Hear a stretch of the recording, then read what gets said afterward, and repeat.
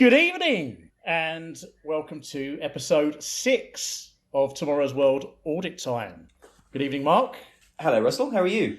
I'm not bad at all. I'm sitting here enjoying the sunshine. It's lovely. It's beautiful. Beautiful. Yeah, beautiful. Beautiful weather. Yeah, it's lovely. Great day to be indoors recording a podcast. Exactly, yeah. So, episode 6. So, make sure you don't play this 3 times in a row. No. This comes from the 29th of November, 1990. We're thinking of doing episodes that coincide with historical moments to give us something extra to talk about. So yes, and also to see how Tomorrow's World do not cover them. Oh, yeah, exactly, yeah. Which they absolutely do not cover at all in this episode. No. So this episode is the day... Was it the day after Thatcher? Day after. The day after. Actually formally left The day Downing after Street, Margaret Thatcher left Downing Street. Yeah. So, memories of Margaret Thatcher, Mark? Any memories of good old Maggie Roberts?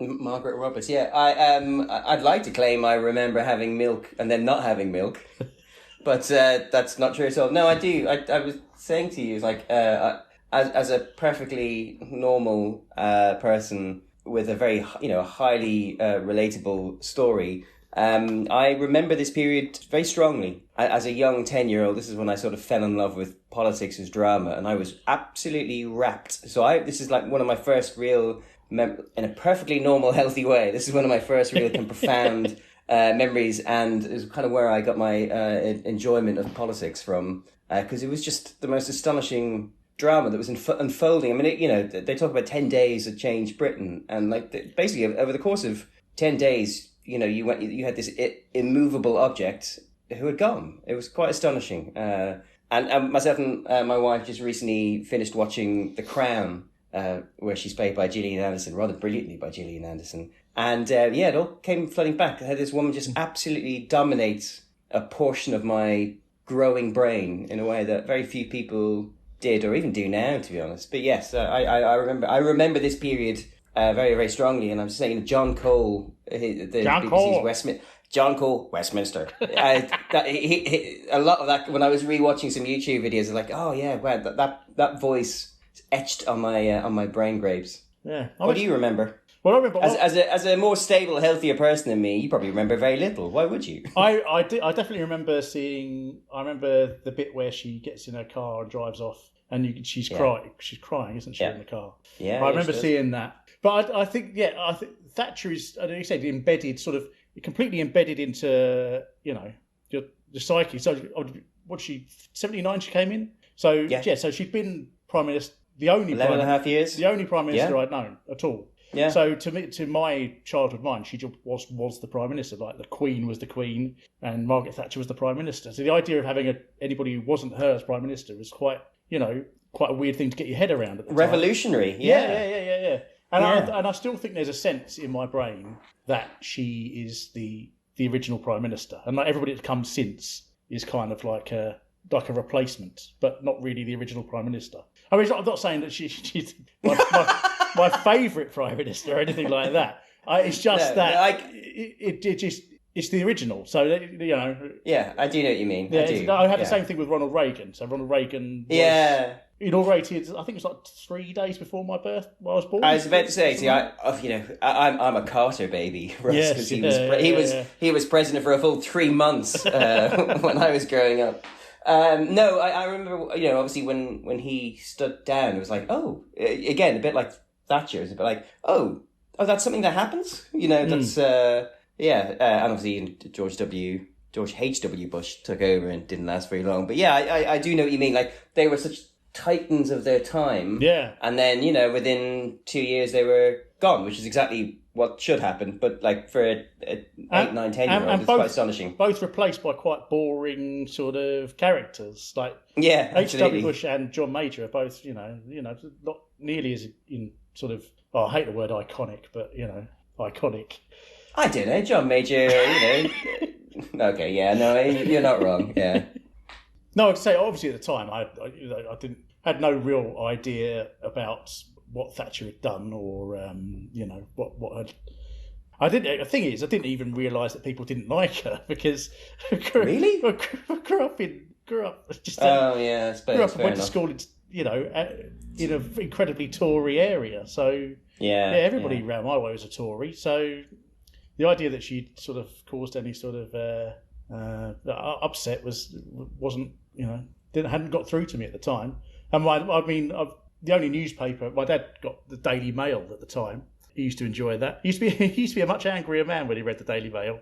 He's really chilled out since he's started. Yeah, he's a much more relaxed man now. He's practically George Monbiot these days. He's so left wing.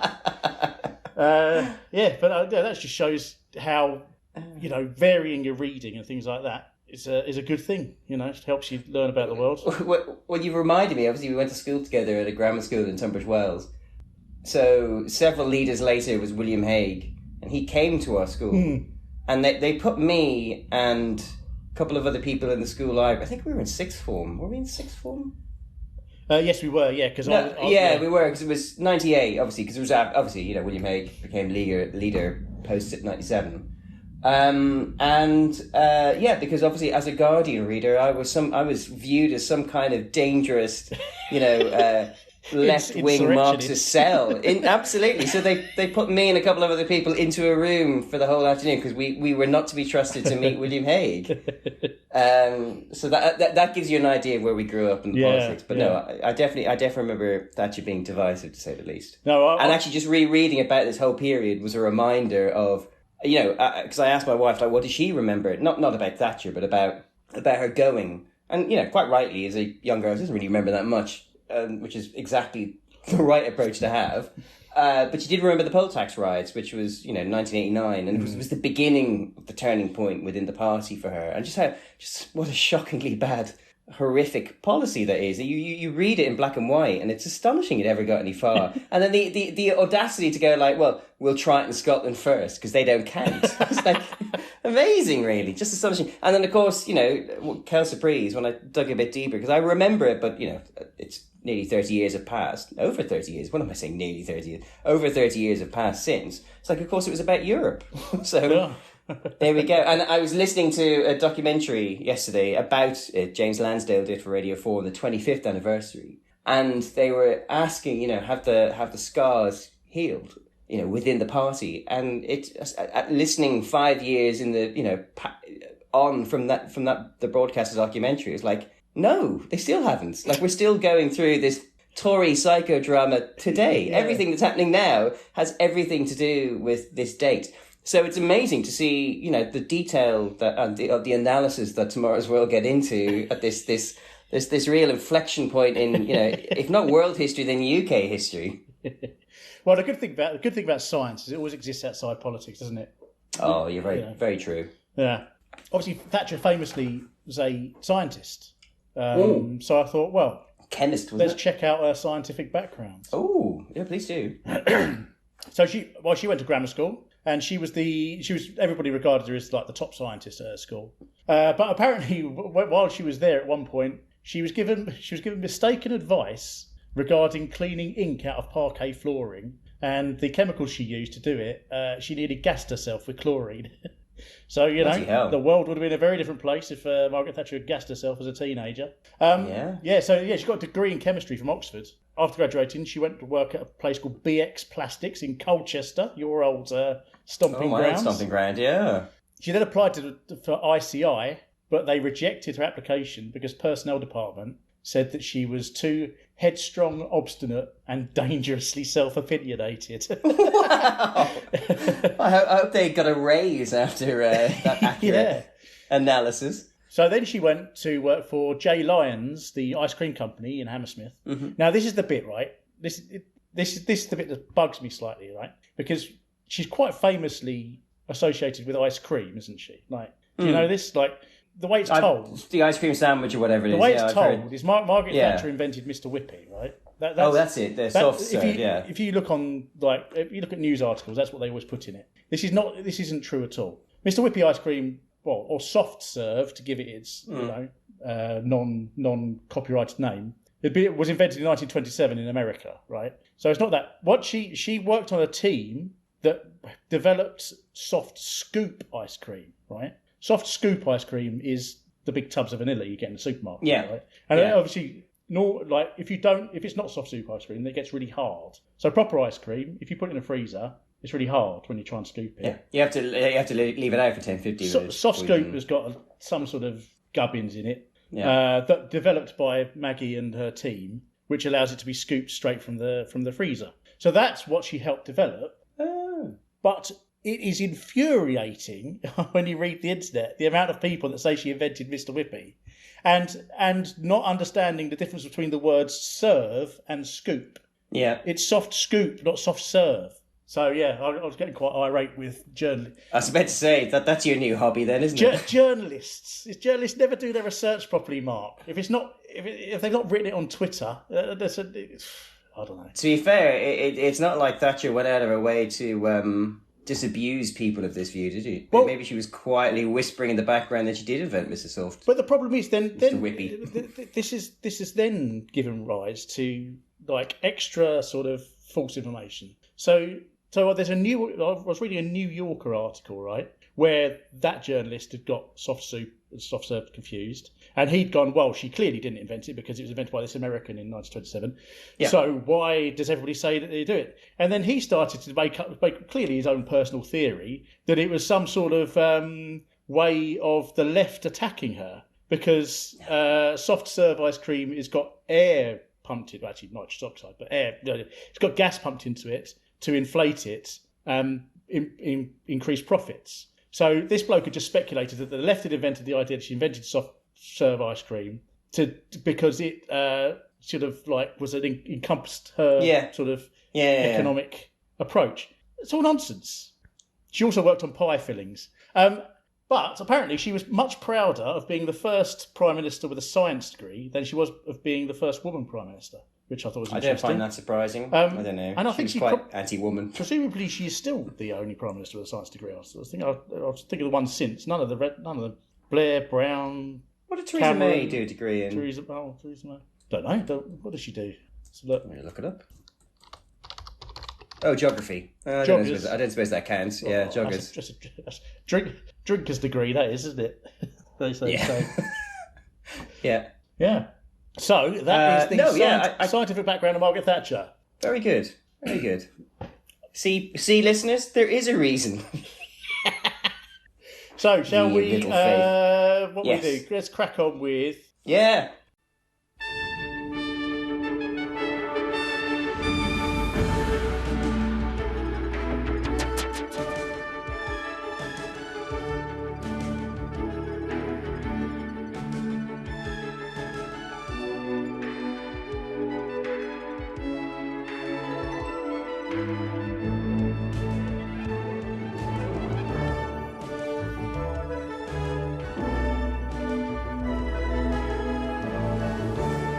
Welcome live to Studio 6 at Television Centre.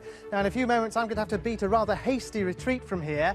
And later in the show, we'll be testing whether this foam is enough to protect my hand from concentrated hydrochloric acid. Also in the studio tonight, we meet the Soviet cosmonauts who made the longest spacewalk ever. And from the largest space ever constructed under the sea, we report on progress towards a meeting in the Channel Tunnel. And while Peter's off in search of the Japanese route to plain speaking, Kate discovers that the best way to scare off rabbits is to speak their language. I know I say this we say this every time, Russ, but I think that might be my favourite theme tune. I've had it in my head the whole last few weeks. It's less of an earworm than the 60s one, I think. Yeah. But it does, I don't know, it does cheer me up every time I hear it. I feel inspired. Yeah. I want to go out and invent some shit, Russ. Yeah, exactly. Yeah. I actually I knocked out 3 or 4 inventions during the week when I was watching this. Actually. Oh man. Yeah. No, it's great. There are some changes. So we first saw this in 1987, which I think is episode 2, and there's been a light smattering of updates to the imagery that accompanies that tune, which I'm very happy to talk through. I was just going to say, Mark, I mean, maybe I'll reserve my criticisms for the end, but I all of the updates I didn't like. I thought it was... No. I thought it was... It was like when George Lucas released the special editions of Star Wars. And he'd absolutely. added bits, changed bits slightly, and none of them were improvements. That's my opinion. It's true of both, but Hann shot first. That's an excellent joke. Thank you. Very much. The frustrating thing was I was trying to get it out for the whole 4 seconds there because I thought, oh no, I need to get this out quickly.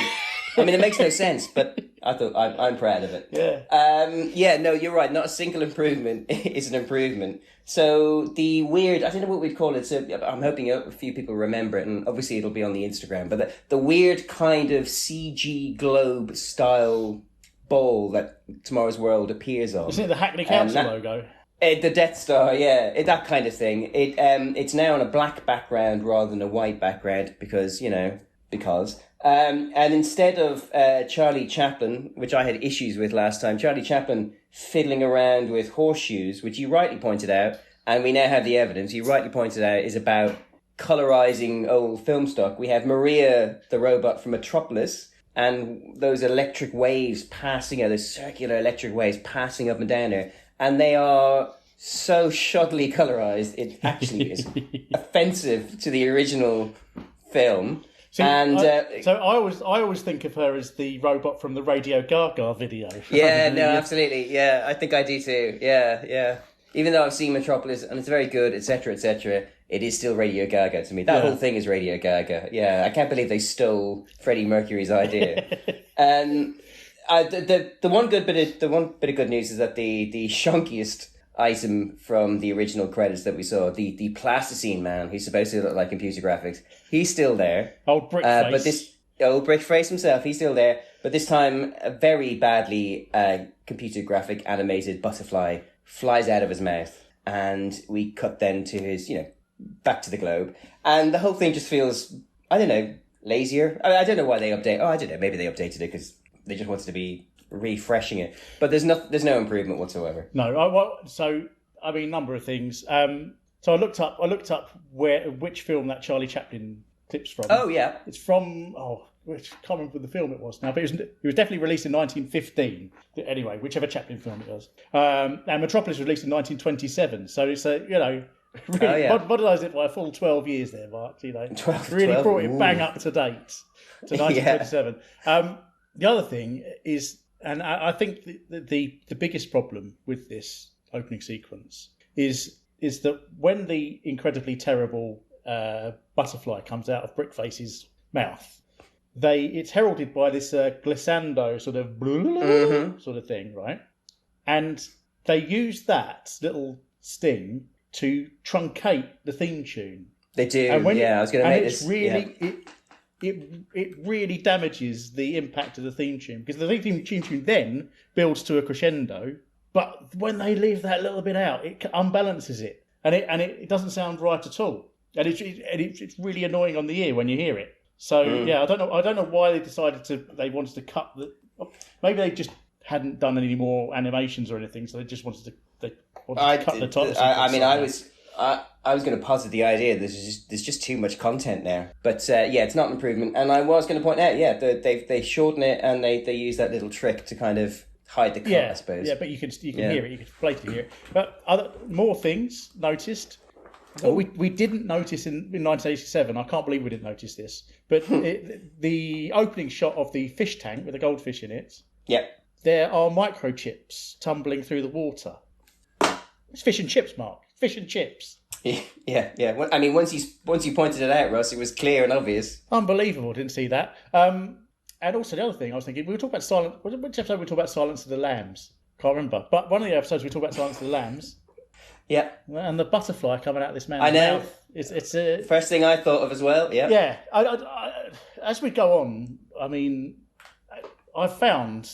I mean, even in this episode, there's been a number of weird connections. It seems I can understand how conspiracy theorists sort of get tied up in things because even with we're just watching a TV program, there seem to be bizarre connections between seemingly unrelated things as we go through. Mm-hmm. It's very weird. There's definitely a few things I noticed in this episode that randomly connect to the last one we watched. Yeah, which was a good 25 years before. Coincidence? Yes, it probably is, but or conspiracy. A giant conspiracy, yes. Yeah, that only we can crack. Yeah. Oh, and by the way, I'm going to do something that they didn't do on Tomorrow's World. For all the podcast listeners, please be aware there are flashing lights in this episode. So if you have epilepsies, because we cut to a big red flashing light that is so overexposed that it basically is just blinding white light. No warning whatsoever. So I just want to put that out there because your safety comes first.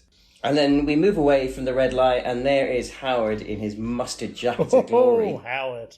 And we thought the episode from '96 was maybe an outlier. Nope. To me, I don't know why, I always associate that kind of look that he's got there with Michael Jordan. Yeah, black turtleneck jumper, mustard jacket. Yes. He must be boiling up in those gantries because he's up in the gantry. He's up with the lights. Gantries, Mark. Gantries. There were so many gantries in TV around this time, weren't there? Like, I was trying to think what started. I was thinking maybe music shows started it off. Maybe like sort of things like, I mean, Top of the Pops had gantries in it, and maybe like the Tube and things like that.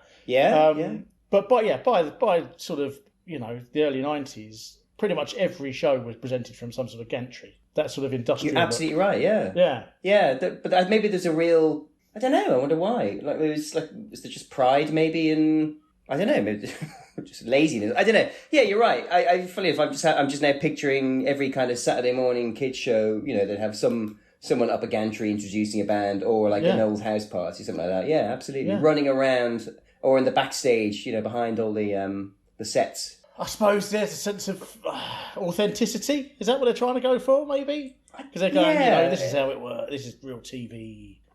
Rough around the edges. This isn't your dad's Tomorrow's World. We're not going to pretend, that this isn't anything other than real TV. Yeah, I don't know. Maybe it was something like that. Maybe it gave it that sense of authenticity, but also it's inviting you into the magic. I'm not quite sure. It's interesting because you're right. I think a lot of that happened, or there was a lot of that around this time, wasn't there? Mm.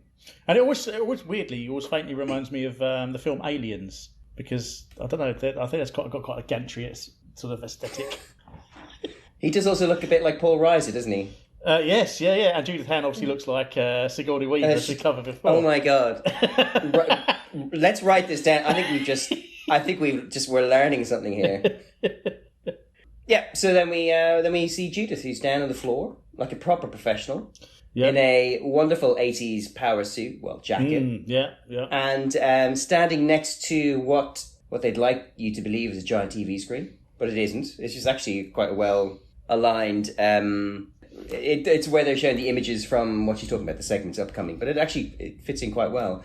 Though this is the beginning of a sequence of I don't know, what would you call them? Transitions, dissolves, edit points or something? I think they're called transitions in the... Are they transitions? It will be a special vision mixing machine of some kind, which will be an incredibly expensive piece of kit with some very complicated computer equipment in it. And they are using it to... But whoever's running it is going bananas with it. Cause absolutely. Every time there needs to be a transition between scenes, the screen zooms off, it spins round, it flips over. It does. It basically, they're pressing every single button on the board. It's exactly as it's Dad using all the fonts on a parish magazine again. That's exactly right. Yeah, absolutely. The first transition actually is where it kind of flies away like the Phantom Zone in Superman 2, but then turns into a little, as I said, I only spotted this the last time I saw it, turns into a little red light with light beams rotating stuck to the top of the screen, which must have taken them days to program. And it's barely noticeable. They are going hog wild with this new machine. Yeah. I mean, it is very impressive that you can press these buttons and get this thing to happen in real time, especially at the time. But, you can't have too much of a good thing, I think. Yeah. And we will. Yeah. Do you think Hann would have been able to step in and replace Thatcher there and then? I mean, she's got the outfit. It's quite a that night. Quite a Thatcherish outfit, isn't it? Car turns up. We need you. She's got the scientific. Your country needs you. Scientific background. Yeah. She's clearly in control. She's in charge of this program, isn't she? Yeah. I just wonder absolutely. I just wonder how good a Prime Minister Hann would have made. Well, I don't think she would have launched a policy that taxed people not based on their wealth, but on them being on the electoral register, regardless of their income. Because obviously that is a stupid taxation system. Yeah. I don't think I think she'd give it a damn good go. Question is, who's Howard in that Thatcher cabinet? Who's the young fresh-faced boy in that Thatcher cabinet? It wouldn't be Chancellor, would he? He's not got chance. He's not. No. No. This is before, I think, the Ministry of Fun, isn't it, as well? So, I don't know. Secretary of State for Defence? He's halfway there with, he's got his desert outfit on. Well, I think trade and industry. I think. Oh yeah, of course. He's got the northern accent, isn't he? So he can deal with the miners. And all that. Yeah, and we know he's going to go off to Russia anyway, so he might as well do it on behalf of the country. Yeah. Oh, very good. Oh God, man, just think of what a different, better place we'd be living in. McCann could be foreign secretary, I think. Of course, well, he's never there, so yeah, absolutely, yeah. Of course he is. And to be honest, he has that kind of plummy way about him that you imagine he's part of the establishment. He's not going to ruffle any feathers at the Six. No, he's going to be fine. He's one of us. You can trust him. Yeah. Speaking of Howard, he says that he's going to put his hand in some acid, and I, for one, cannot wait to see this paid off for us. Not for the first time. The episode ends with a sequence about acid. Yes. Oh yeah, true. Yeah. But first.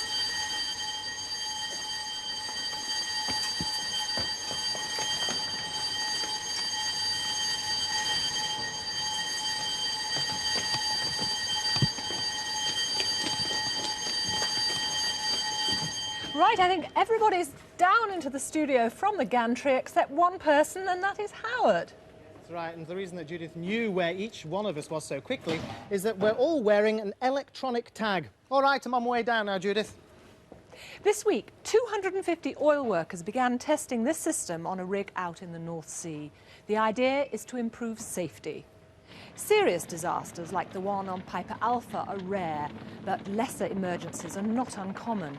And knowing where everyone is while an emergency is going on could certainly help the rescue services. With this new system, each worker gets a unique electronic tag that he or she wears from the moment they head out to the rig to the moment they return. Well, this tag has no batteries or moving parts to maintain. Basically, it contains a crystal which resonates when a radio signal hits it. But we've got a studio demonstration, and I think if you were flicking between channels and came across this and just happened to hit the beginning of this segment, you'd think you tuned into the Crystal Maze, because you've got a group of middle-aged people awkwardly running down a gantry in overalls. Matching overalls, yeah. Yeah, I expected, them to be pursued by Richard O'Brien screaming for Mumsy. Mumsy. But yeah, it's a tag system and helps them find out whether people have evacuated or not. Any thoughts? It's a good system. What a great idea. Yes, it is a good system. That's it, really. Yeah, I was watching and thinking, yeah, this makes perfect sense. You do need to know. I think I was probably surprised that there were as many as, there are 250 people on an oil rig at any one time. That just seemed like quite a lot. So I was like, yeah, you would need to know where they are. Yeah. Especially after Piper Alpha. So, yeah, it was perfectly fair. Something I did, sort of pointless and anal thing that you can get away with doing when you analyse a programme like this, is I paused the screen and made a note of all of the names on the register. You're going to call them out like a teacher? Yes, yeah. So I've taken the register now. It's Archer, Seb, Dixon, Sally, Doney, Alexander, Jones, Hugh, McNass, Saul, Mosley, Michael, Roberts, Sam, and Stableford, Howard. Of course, he's the one. He's the absent one because he sticks up on the gantry. Now, obviously, I tried to look these people up, and the ones with quite normal names, it's quite hard to look them up. Sally Dixon, yeah. Sam Roberts, But then when I watched the end credits, I realised it's the production team. So almost So most of them are production team. The Michael Mosley is the interesting one. Misspelled. That is Michael Mosley. The doctor. I do. Yeah. I looked it up. He's a BBC producer since 1985. So that's definitely him. Yeah, he spelled misspelled. Can't spell his own name. No. Yeah, and Saul McNass, actually his name's Saul Nassay. I don't know why he gave himself a muck on the screen. He went on to become the editor of Tomorrow's World in 1997. I'm wondering, like, do you know what this technology is, Mark? Do you know the importance of it? The crystal aspect, because I know, like, RFID, you know, is a little chip, but the crystal thing is like, well, because, like, obviously, you know, we're getting ahead of ourselves, but, like, this idea has definitely made it through. The idea of being able to kind of identify things and their location, Yes, primarily for safety, is brilliant. But the crystal thing was like, that was new to me, but unless that's what RFID secretly is. So what? Yeah, well, it is basically yes, because it's the reverse of how a radio works. You know, they actually used to describe radios as crystal sets, didn't they? They did, yeah. And it's basically in a radio, the crystal vibrates and releases radio waves. In this, the radio waves vibrate the crystal. So basically, yeah. So it is RFID. So RFID is just a little tiny microchip and a little tiny antenna with a crystal on it. And that's how it works. And obviously RFID. If you've left the house today, you've probably used it. I've used it. I use it to pay for my lunch because it's contactless cards. That's how they work. Biometric passports. It uses them. If you go shoplifting, they're the things that set off the alarm at the front of the shop. Your Oyster ID cards swiping in. Oyster cards. They use them for stock control as well in shops and stuff like that. I think there's some ideas because they're getting, obviously, after all technology, they're getting smaller and cheaper. I think there's an idea of just putting them on everything, on like all your groceries, and then you have a fridge that can read it, and then the fridge knows when you've run out of milk or whatever because you've taken it out and it's not gone back in. So the fridge can then automatically order you some more milk. That's the futuristic use for it. They use it to sports as well. You attach it to your runners, and then you can accurately measure when they've crossed the finish line. Animal tracking for your rare animals. And this is quite good. Apparently, in 2009, in Bristol University, the researchers were studying ant behaviour, and they got some exceptionally tiny ones of these RFID tags, and they individually attached them to live ants, so they could follow where they were going around in the colony. Oh wow! Yeah. So this is a big invention in terms of like day-to-day impact. And as is quite often in Tomorrow's World, the purpose that they're explaining it to us for is nowhere near the thing that it actually ends up being used. I'm sure they do use them on oil rigs, but there's no mention of the fact that it can be used to identify people or pay for things or anything like that, which is obviously what it's used for most these days. No, they really rattled through it, actually. I mean, it really just feels like it takes a minute and a half, and they've done showing it. And it just feels like they're using it so that they can have people running up and down the gantries. It makes interesting television. Yes. But, no, I mean, I was struck, it felt like RFID. I don't think I appreciate that RFID has little tiny crystals in, which is, I think, quite exciting when I think about it. Well, also that crystal maze connection as well. Look at that. Oh, yeah.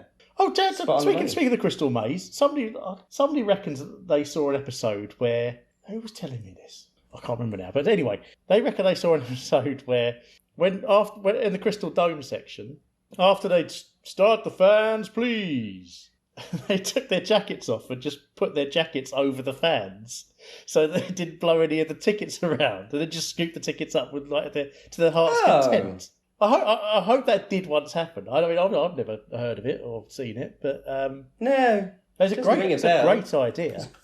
It's very clever. Yeah. They probably banned jackets after that then, didn't they? Probably, yeah. That's probably why they gave them those one-piece overalls. Let's move on. Now from oil fields to open fields. Here's Kate.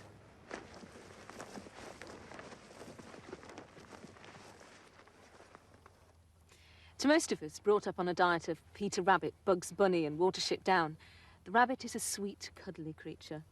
But to farmers, rabbits like the one we've got netted here are a serious pest, and their numbers are now reaching plague proportions. A series of warm winters has allowed the rabbits to live up to their name and breed like, well, rabbits. It's estimated that they cost the British farmer a total of £120 million a year in lost crops. Off you go.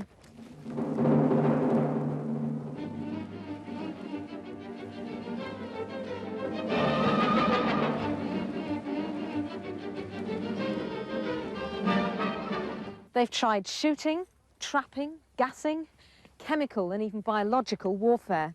Myxomatosis, a truly horrible disease, came to Britain in the 1950s and wiped out 99% of all wild rabbits.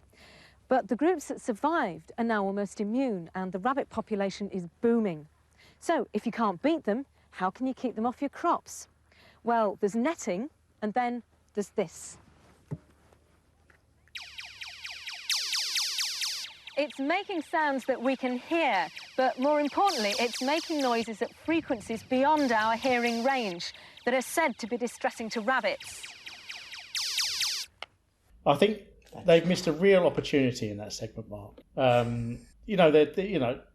We've seen in plenty of previous episodes that they like to use bits of popular music. So why they didn't use the classic Chaz and Dave tune, Rabbit, to illustrate anything on that scene? I was very disappointed by that, Mark. You know I love a bit of Chaz and Dave. I felt like it was screaming. That segment was screaming out for a bit of Rockney. But other than that, it's quite a fun segment, I thought. Yeah, it was. Yeah, it's nicely put together. Yeah, it's interesting. It's like you and I have. Well, I mean, particularly you, but I definitely agree. Like the medical parts of Tomorrow's World often tend to be worthy but dull. But actually, secretly, it's the farming stuff that's a wee bit of a backbone for this program. Yeah. Despite the fact that there can't be many farmers watching. But there's a lot of agriculture in Tomorrow's World, and it usually kind of leads them to maybe a bit more experimental filmmaking. There's a lot of little tricks they try and pull out of the bag, I suppose, like a rabbit, including obviously the cameras at rabbit eye level. Yep. Kate is sitting at the legs of a chilling scarecrow that looks kind of frightening. But that scarecrow, he looks like a middle-aged man. He's wearing overalls, but his head, he has the head of like a middle manager. It's like a a swollen round head with one of the classic sort of. It is called a tonsure, isn't it? Is it that? Well, a tonsure is the bald bit they shave in the back. Yeah. Whatever the natural version of a tonsure is, the George Costanza, the horseshoe of hair. The scarecrow appears to have that, along with his big jowly face. It's been drawn in. Yeah. So you have to assume it's based on someone. Yeah, maybe it's the farmer. Maybe it's the farmer. There's a little bit where she shows the experiment with the previous noise machine and these little tiny cuddly toys to illustrate the rabbits. Yes, yeah. That was nice. They sort of smoked the edges of the screen to show that it was in the past. It was in the far distant past. Yeah. And then they just had these fluffy stuffed rabbits. Obviously, they couldn't move. They weren't puppets, so they just sort of made them sort of appear and disappear around the screen. Thoughts on Kate Bellingham? Just our first our experience of Kate Bellingham. I deleted it from my notes, but I initially wrote down, doesn't she remind you of Maggie Philbin? Yes, Mike. She does remind. She is. It's like they've cloned Maggie Philbin and just given her a different face. Like her voice sounds exactly the same. That's funny, and she's very similar in personality. But as far as I'm aware, I don't think Maggie Philbin had left the program. I thought I'd read that Maggie Philbin continued to presenting it until '93. So we'll find out. Yeah, I guess so. But the idea of having both her and Philbin on at the same time. I mean, I don't wonder if that ever happens. It definitely feels like she's cut in the same mould. She's very good, though. Yeah, no, she's very personable. Yeah.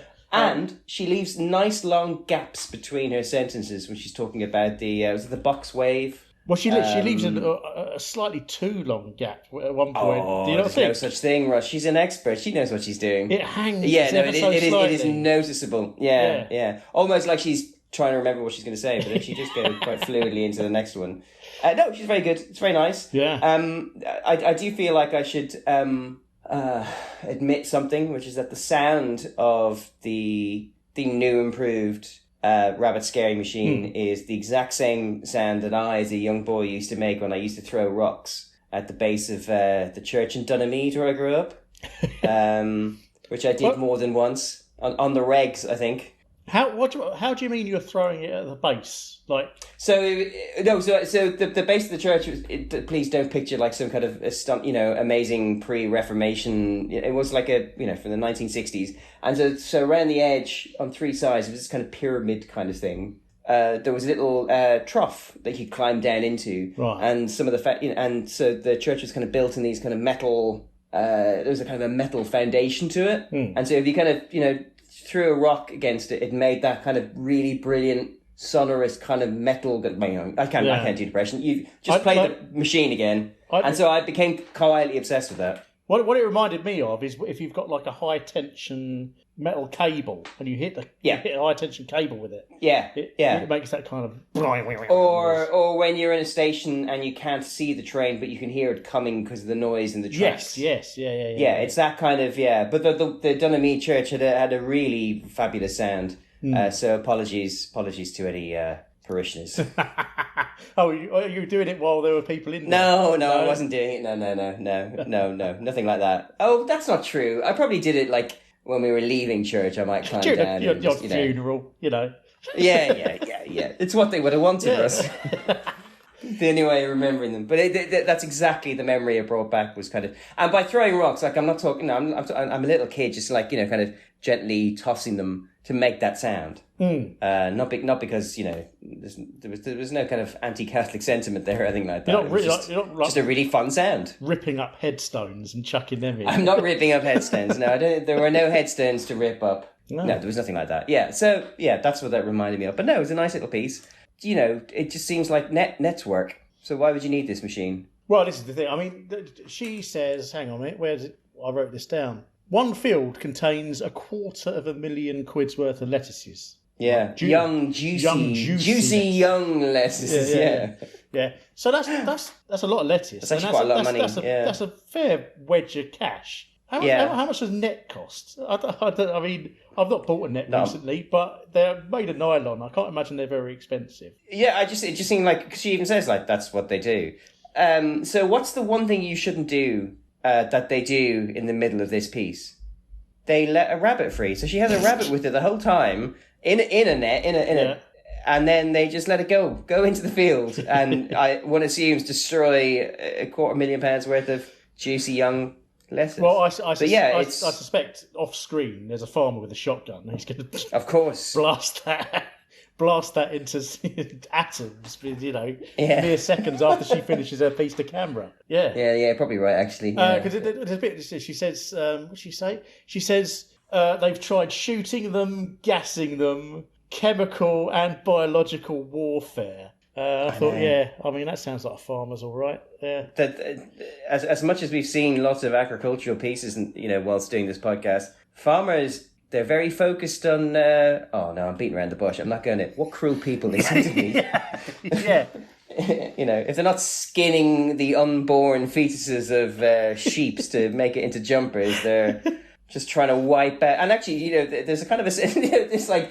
I remember Watership Down as a kid. Obviously, it's an incredibly upsetting film. And it's about the suffering of rabbits with myxomatosis. And now here we are watching this piece where there is, the tragedy of myxomatosis is how all the rabbits are now immune to it.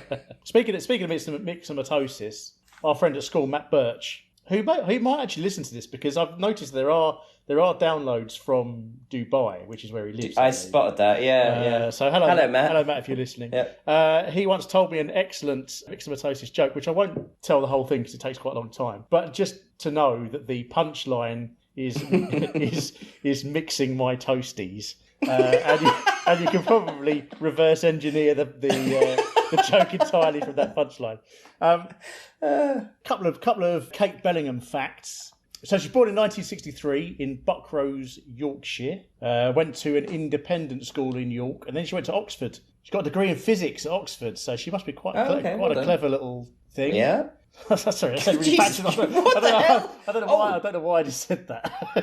Oh, actually, you reminded me of something I meant to mention in the previous segment, which is where Judith Hann talks about, everyone has their own individual wrist thing on the RFID crystal, and she does say he or she. Like she actually she's at pains to say that, to recognise that there is more than one gender who might be working anywhere, which I thought was progress. Completely now undermined by your I don't know why hatred for it then. I don't know. I think you were. It sounded like you were already moved on in your head, and this is just what fell out. yeah. It really lays me bare, doesn't it? But but she then, after getting her physics degree at Oxford, she went to the University of Hertfordshire and she got a master's in electronic communications systems engineering, which meant that she became a radio engineer at the BBC. And she kind of fell into this hosting thing by accident. They were doing tours of schools with engineering people, and she was chosen to be the co-host of these school tours. And somebody from the BBC saw her doing it and said, "Oh, she's quite good at that. Let's get her on Tomorrow's World." So that's how brilliant. So got the job. She presented it from 1990 to 1994, and then after that she presented a CITV science program called The Big Bang, which I'm not sure whether I remember or not. Don't remember that, no. Then she went back to university. She got a master's degree in electronics. Then she became a maths teacher, taught maths up until 2007. And then she went back into media stuff, and now she sort of like goes around trying to encourage young people to get into engineering, and especially girls. Like she's sort of trying to get STEM, trying to get girls into STEM stuff. That's fabulous. So yeah, she must be right. Brilliant. She must be very clever. All those, I love it. She definitely fix your, be able to fix your microwave or whatever. Does anyone fix microwaves, or you just replace them? Anyway, thank you for offering, Kate. But it's okay. No, that's brilliant. And that's kind of what you want from your Tomorrow's World presenter lineup. You actually want someone who knows what they're talking about. Yeah, knows what they're doing. Yeah, definitely. Can you imagine? Yeah. But as far as this product invention or whatever you would call it goes, I noticed the second time I watched it that it had a sticker on the top of this contraption, and the sticker says that it's called the Wyvern Whaler, right? Which is such a sort of provincial sounding invention. Isn't it? That's not. Yeah. There's no chance that anything called the Wyvern Whaler is going to grow beyond a cottage industry, is there? And sure enough, I googled the Wyvern Whaler. There is one hit for it on the internet, and it is only one. Yeah, wow. Actually, it's one source split between 4 different websites, but it is the same thing. The same thing is it's a German scientific research paper. I didn't translate it, but I got the gist of it. And the research paper is different methods of scaring cormorants away from carp fishing ponds. So okay, and one of the methods they tried to use is the Wyvern Whaler, which is not designed for. But I don't know whether cormorants have similar hearing to rabbits. I don't know whether that's why they tried it. But that is literally the only mention of it on this. But I think when I was doing the search, the thing that Google recommended to me was bunny whaler. And I think, hang on a minute, okay, that's a much better name for the product. And it's also the name of the bloke from Bob Marley and the Wailers, who died about a couple of months ago, didn't he? Yeah, that's right. So you should have called it the Bunny Whaler. It would have been a worldwide success then if they'd done that. We'd have all bought one. Exactly, yeah. But you could obviously you can't buy a Wyvern. This product is not available in the shops. But if you go on Amazon and you just type in Sonic Rabbit Scarer or whatever, it's just thousands of them. They're a really common thing that you can buy from anywhere. But they just use ultrasonic waves, so a human can't hear them. So you don't get this sort of. It doesn't sound like somebody playing with an echo keeler. A human can't hear it, but the rabbits can hear it and they stay away. And it's not just rabbits, squirrels, mice, any of your foxes, any of your animals around that sort of area. They all get scared off by them. So it's definitely it's definitely made it to the future. But the thing is, she shows us previous version, not the same invention, but like the idea of like rabbits being warned off by sounds. It's like it already existed. The idea was that this had kind of perfected it. Yeah. Because of the way it was using different frequencies and blah, blah, blah, yakety schmack. No. So whatever. Yeah. Fair enough. Or just buy a net. Yeah. Or just patrol the grounds in your Land Rover with a shotgun. That's true. Yeah. Lamping, they call it, Mark. That's what it was known as in the countryside. They don't use shotgun. They use air rifles because a shotgun really would just make a mess of it. They use air rifle, and what they do is they go around driving around at night time. and they've got a Land Rover, and it's got a big, really, really powerful lamp on the roof, and they shine it, and rabbits, if they get hit by the light, they just freeze, and then they just shoot it with the air rifle. Brilliant. Well done, farmers. They have a delicious rabbit stew. It's 19-1 the field, no doubt. Now, for years, renewable energy like wind and wave power has generated more arguments than usable electricity. But as environmental costs make fossil fuels and nuclear power less attractive, there's now commercial interest in backing the alternatives. Atlantic waves pound Europe's coastline with enough energy to meet 60% of electricity demand. And there are over 500 patented ways of extracting that energy. But not one full-scale wave plant has yet been built. So what has happened to wave power?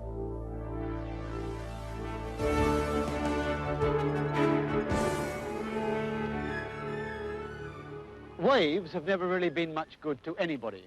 They've varied from being mildly inconvenient to being positively dangerous. But only recently have scientists begun to look at waves in a new way, as an alternative source of energy. The basic thesis is simple: to get the waves to bounce something up and down, and then use that bounce to generate electricity. So apparently Tomorrow's World are auditing themselves, Ross. Yeah, that was something of a Tomorrow's World audit time, wasn't it, there, with Howard looking back on the previous episodes. A lovely bit of bonus Willy Woolly there. I got very excited when I saw him come on camera. I think he's fast becoming, I would say, one of my favourites. I think he's definitely in my top four, top four, I think. Wow. Presenters, I would say. Looking very glamorous in his suit on the coast there. Yeah, they stole our idea. Who knew? Yeah. They don't really audit it because they just talk about how... At no point do they go like, well, this all failed, which is obviously what we do, is, thank God there's an independent voice. Yeah. That can't be bought by big BBC. Because this is really just a list of things that haven't delivered. It is, yeah. I mean, I think wave power is very much like fusion power, and it's something that clearly is a good idea, but no one's cracked it. And it seems that at every stage it looks like someone's going to crack it, and then it doesn't work, and then they have to kick it into the long grass. Because there's still very few wave power stations now. Even when we were 30 years since that episode.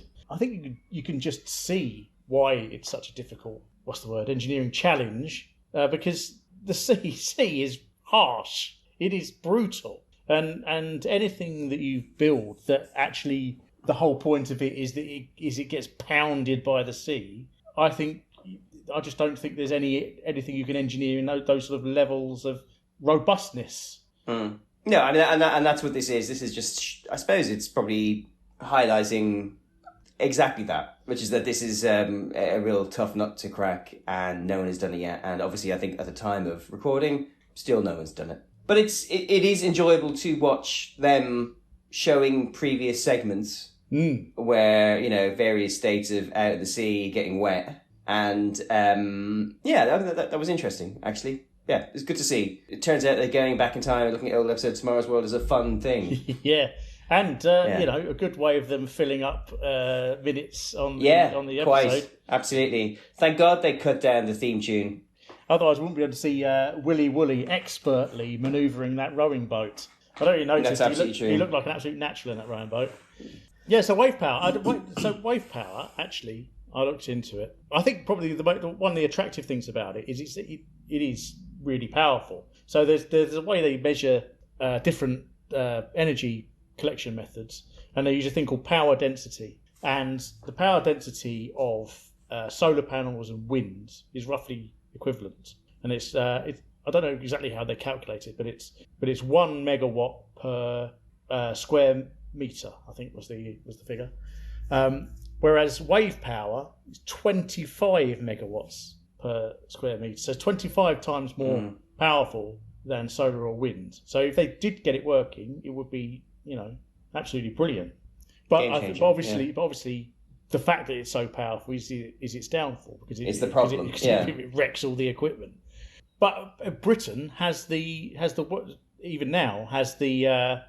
first and the largest wave power testing centre It's in Orkney in Scotland.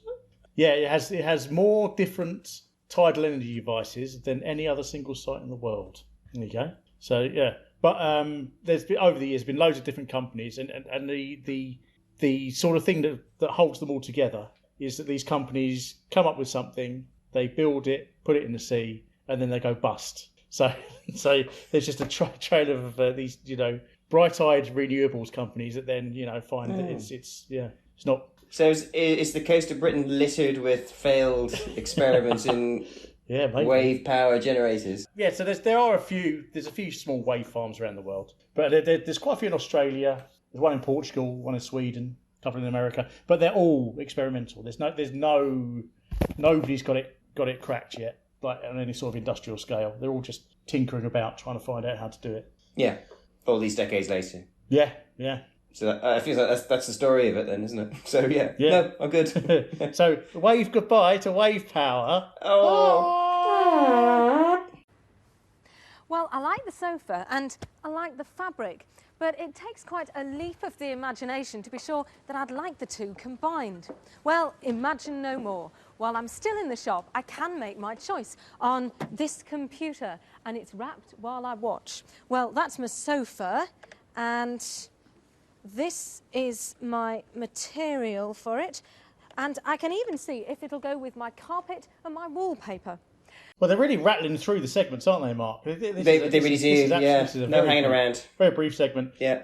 But I'm delighted that this segment appeared in the programme, because it does mean that we now have I'm pretty sure, a 6 out of 6 episode record of Stanley Kubrick references. Do we not? Absolutely. Yeah. I think we do. I mean, it's certainly 5 out of 6, if not 6 out of 6. So I want you to, if you're listening at home, I want you to close your eyes, and I want you to imagine that the end scene of 2001, when Dave sees himself in the future in this, what would you call it? Kind of.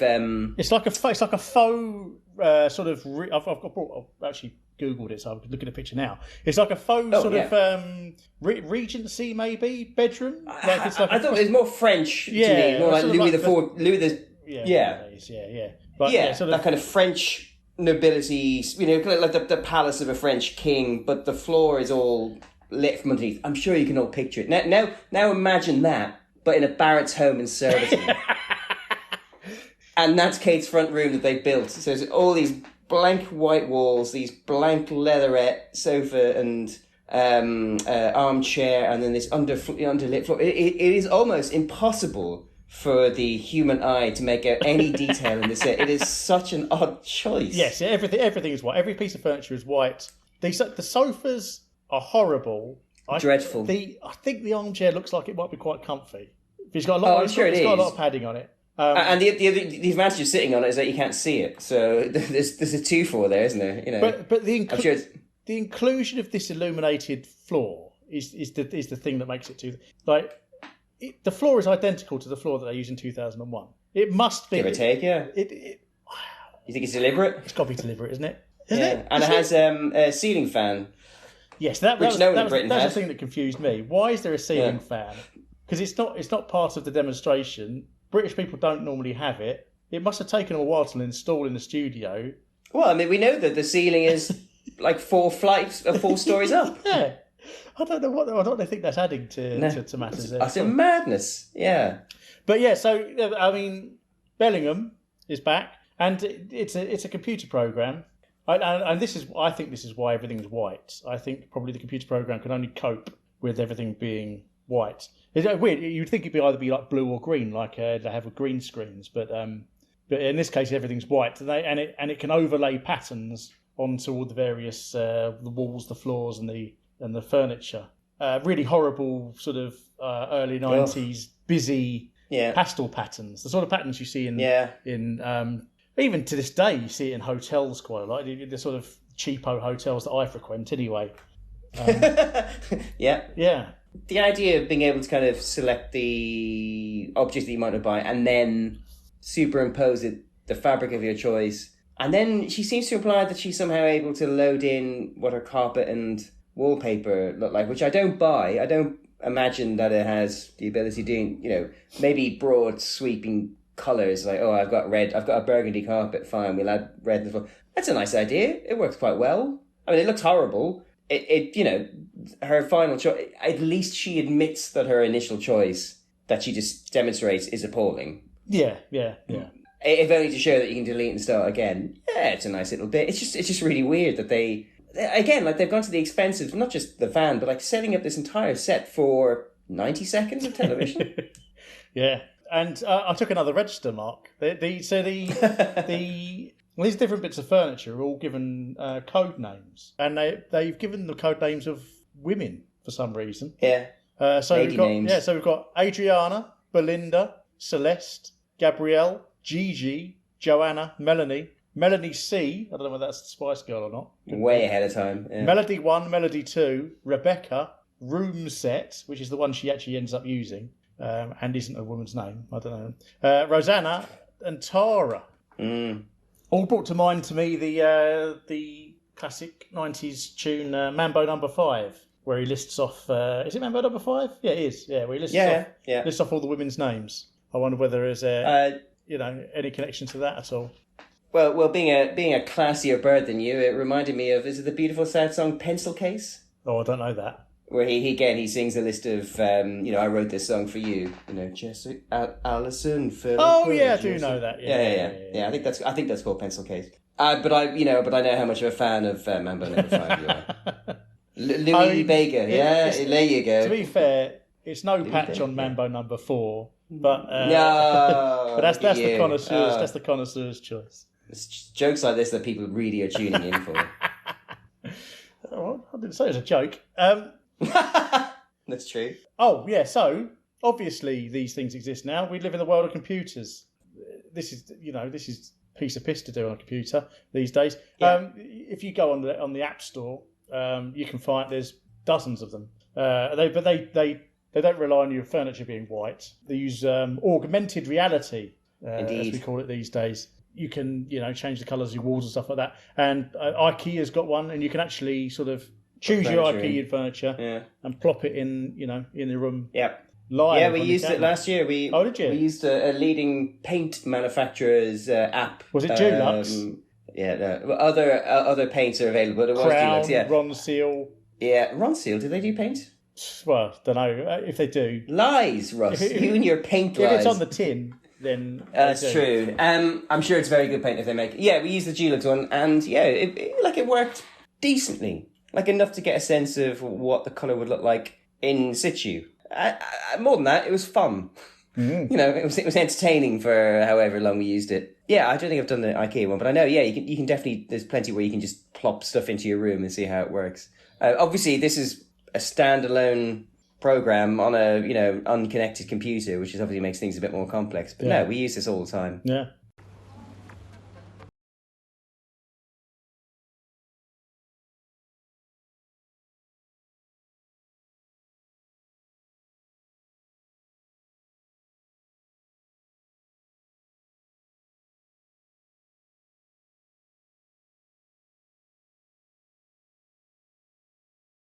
It's a hard country to get around in if you're not Japanese.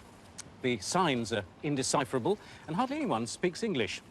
But in a sense, it's a problem that works both ways, because the Japanese want to play a greater role in the world, and they believe that the only way to do that is to be able to speak and understand the most internationally accepted language, English. But only a fraction can, and the rest are not keen to learn. So one solution is to turn to technology. めまいがする A perfect translation, though I think the voice match was a bit off. This is a prototype speaking translator designed for medical consultations. When Hideko here speaks, 気分が悪い the computer recognizes the words, breaks them down into syllables, analyzes them, and then translates them into English. I feel sick. What is particularly impressive about this system is that it can handle any Japanese voice. It doesn't have to be specially trained to recognize her particular voice. It's good, but it's not that good. The problem is that it has a very limited vocabulary, 20 words in fact. If you tried to put more words into it, then it would only find it more difficult to sort those words out, and the whole process would also take a lot longer. To make a really smart automatic translator, you need a computer that doesn't yet exist, one able to think for itself, and able to do so at ultra-high speeds. Here, at the Institute of New Generation Computer Technology, they're trying to make just such a system. The project has so far taken 10 years, cost £200 million, and involved collaboration between researchers from the top Japanese companies. I don't know about you, Russ, but I was shocked to hear that signs in Japan are in Japanese and that hardly anyone speaks English, which, to be honest, at best is just rude. It is. So it's a miracle he managed to winkle that out of them. Yeah, totally. What is it? It's the what did you say it was? Internationally acceptable language. Oh, English. I know, and English. He says that with such pride, says our Peter. Absolutely. Well, that piece of music that starts the piece, Mark. Yes, it's something I wanted to talk to you about because I think it's quite interesting. Because I thought that's a quite interesting piece of music. Wonder what that is. And it's by a Japanese man called Ryuichi Sakamoto. Not a name that I immediately recognised, but then when I looked him up, I saw that he was one of the founding members of the Yellow Magic Orchestra, who, weirdly, I was reading up on a few months back because it's a really interesting story. So they've got a song called, they released in 1978 a song called Behind the Mask, which I think you would recognise, but not this version. So this is their version. It's a really cool song.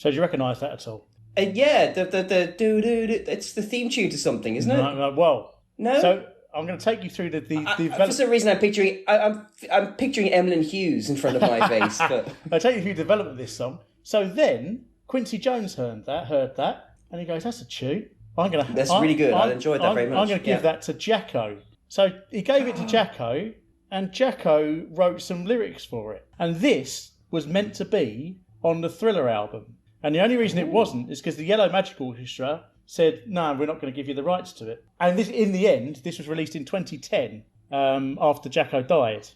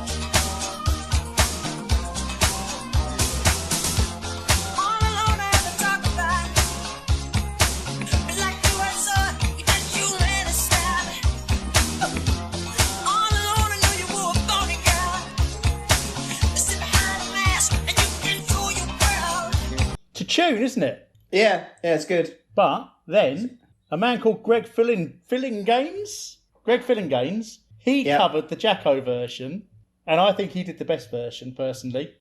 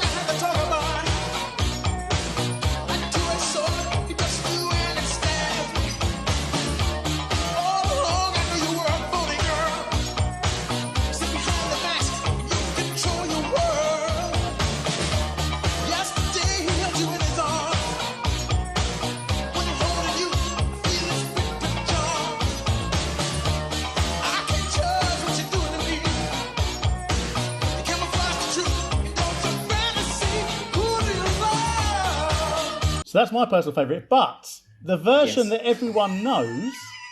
Yes. So Greg Fillinganes happened to be working... He happened to be working with Eric Clapton at one point, and he recommended this song to him. So Eric Clapton released a version of it, and this is the version everyone knows, I think.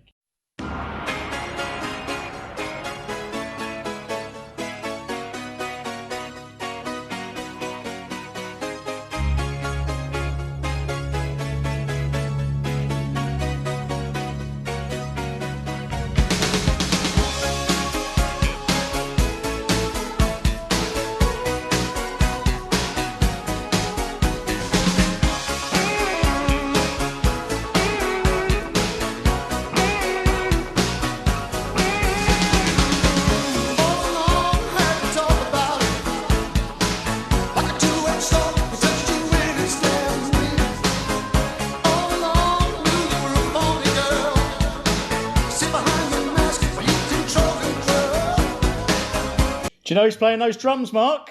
No, who is it? Oh, is it your boy? Is your boy playing the drums? Sir Phil Collins is playing the drums on that track, Mark. Wow. That went to number 17 in the charts. And I think this is... I don't think this is right. But apparently 50% of the royalties to the Eric Clapton version go to Jacko because he wrote the words. He wrote the lyrics, yeah. Weird, isn't it? Wow. Yeah, because I mean they're all basically the same as the Yellow Man. But anyway, yeah. So that was some independent thing I'd been researching a couple of months ago, and for him to pop up in this episode tomorrow as well. Are you serious? Like so you'd already been looking? Yeah, I already knew all of that. Wow. And I thought it was quite an interesting little progression. I was wondering how you recognise the name or recognise the band. Oh, that's interesting. Yeah.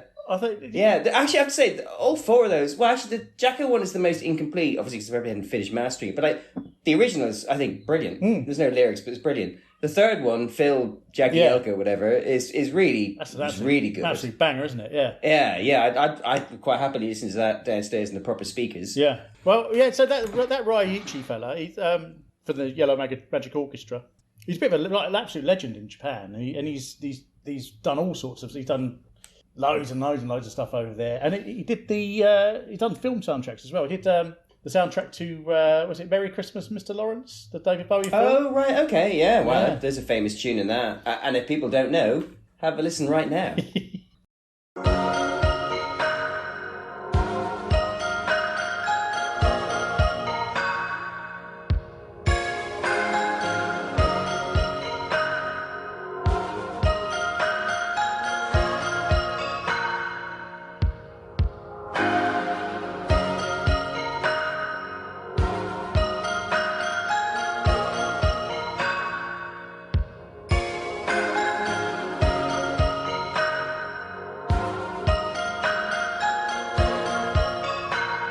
Well, yeah, that's actually genuinely interesting. And when I spotted it, I thought, oh, that's a dead end. You did. You don't have my nose for a scoop like I do, Mark. Nose for a soft scoop. We're still breaking the big stories all these years later. Yeah. So anyway, have we just told? We've not even said what's going on in this apart from the music. No, we haven't. So McCann is in Japan. Yeah, McCann in Japan. Oh. Lovely bit of business, actually. There is a nice bit of business because it's ostensibly, this is about translation. And I know we joked about, his uncontrolled anger at the idea that Japanese don't speak English and would dare put up all their signs in some foreign language he can't understand. But there is a lovely bit of business where he kind of walks up to this kind of shop owner in, I don't know, let's say old Kyoto, and he kind of points, he's looking for directions, he points in one way, and she goes, no, it's that way. And then he turns around, which actually I quite liked. Yeah.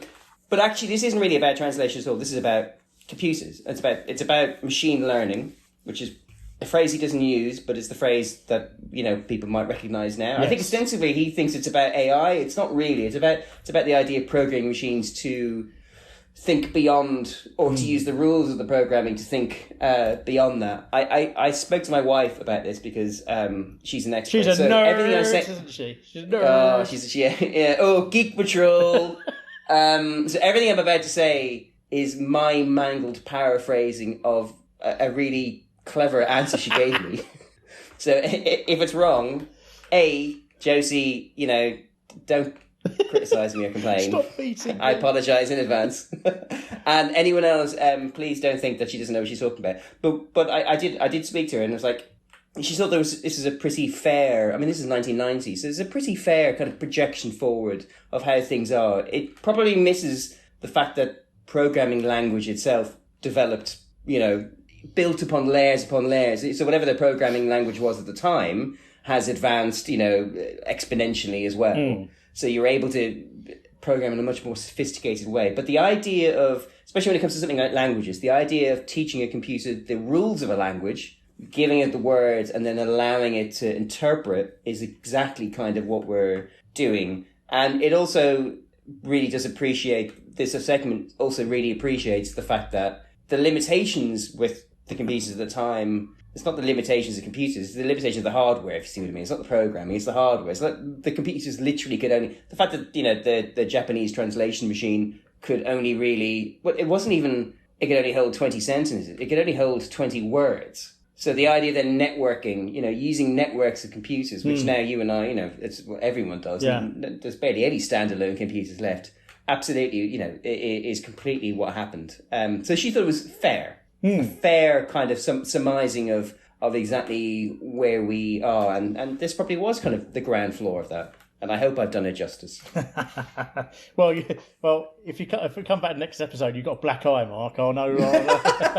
I know whether you have or not. Absolutely, yeah. I thought what was interesting here, I think, is that there's two things going on here which he connects in the VT, but are, I think, of as separate concerns, but they might obviously clearly work on the same principle, because he obviously talks about the language element of it. Then he also talks about teaching it to play the game Go, which I've never played, but by all accounts is just as complex as, or possibly more complex than chess. Actually, I think it's more complex because but anyway, So those two things seem like separate things, but obviously they must work on the same principle, I guess, because it's all about learning, isn't it? It's like yes, but the computer learning for itself rather than being given a set of instructions.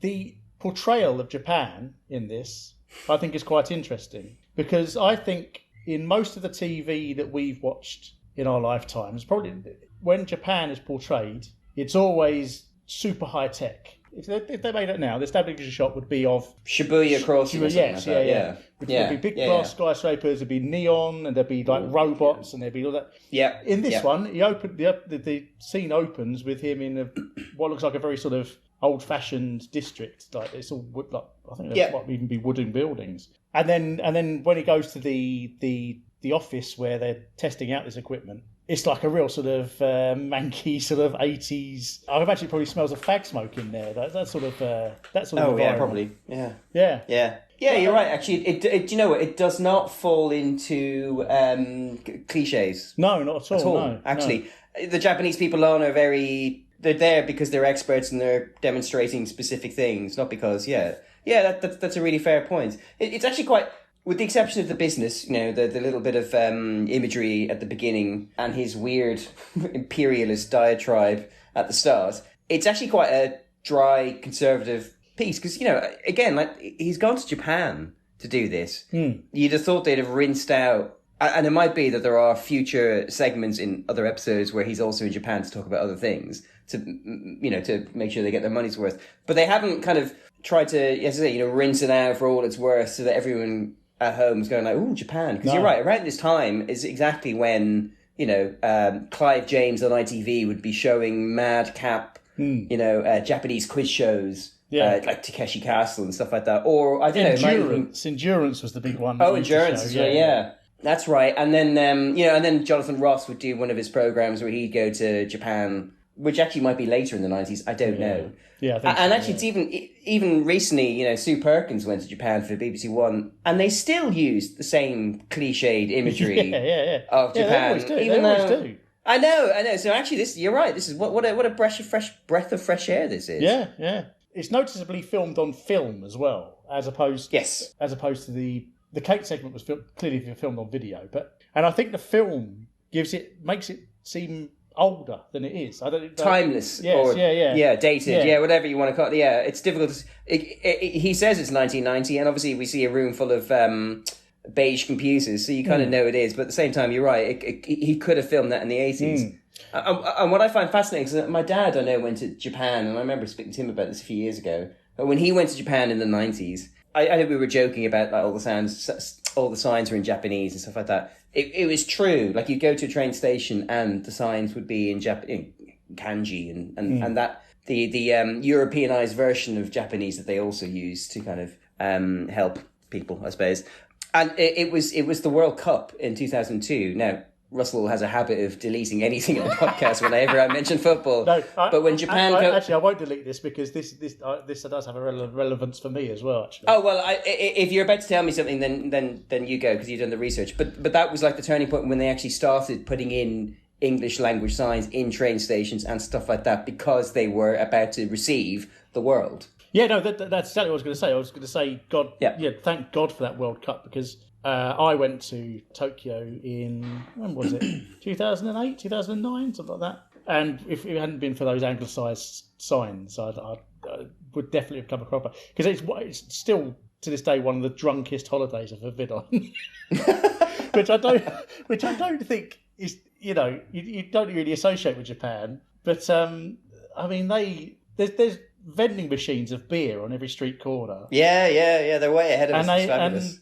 And almost everywhere does happy hours, and obviously because they're used to the amount that Japanese people drink, which I think Japanese people drink more than their reputation is, but they still they do, but they still don't drink as much as we do. So you go turn up to a happy hour and you just get. I remember going to a karaoke bar, and the drinks are unlimited. It's just like a.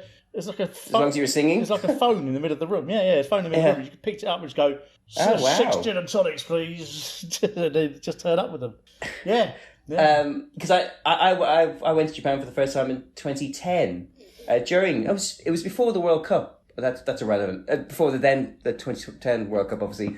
It was my brother had been teaching in China. It was going to be his birthday when we were out there. He was going to fly in from China. And we got so drunk on his birthday that we lost an entire 24-hour period in Japan where we'd never been before. And we still were thinking like, yeah, that was totally worth it. But we had the opposite experience where we were getting drunk on the streets, and we kept seeing all these businesses going to this bar. Like, oh, let's go over there. That looks fun. And we went in, and God bless her, the hostess kind of wrote down how much a beer was. And we both looked at this incredibly long number, like, okay, yeah, thanks. We're out.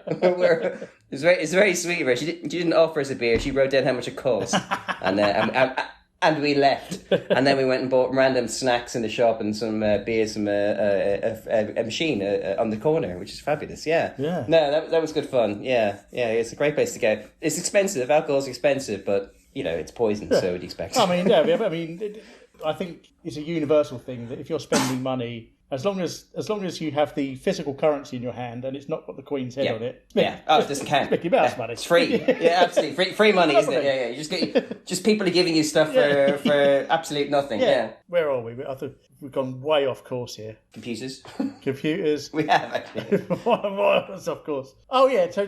So yes, the bit where he talks about the game Go, I think that's quite interesting that he brings that up, because that was, in the world of supercomputers, being able to win a game of Go against a human was like one of the ultimate goals, and they managed to do it. So they built a machine called AlphaGo. This company called DeepMind Technologies, which is now owned by DeepMind, now owned by Google. I think it started off as independent, but they bought it up. In October 2015, AlphaGo became the first computer program to beat a human being. And any human, yeah. And but it played like a proper professional Go, whatever, yeah. Player, Grandmaster, yeah. Yeah. And then they've over time they've been improving it. So obviously it started off as like this giant supercomputer, and then they built like a better version. And then they brought in elements of like the internet and things like that to it. So now it's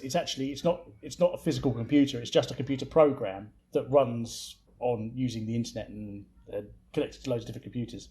This one's called Alpha Zero, the new one they've got, and they don't even teach it the rules of the game. They don't tell it what the rules of Go are. They just feed into it just thousands of games of Go, and then it works out itself what the rules are.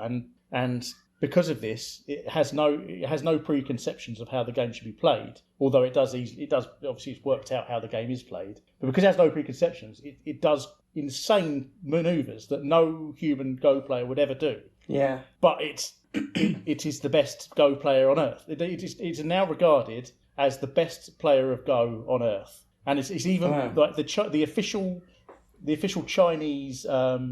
It's called, what's it called? The Chinese Weiqi Association, which is like the FA of Go in China. Yeah, they've officially awarded it a professional 9 Dan rating. Like that means it's like they use Dans to mean how good you are stuff.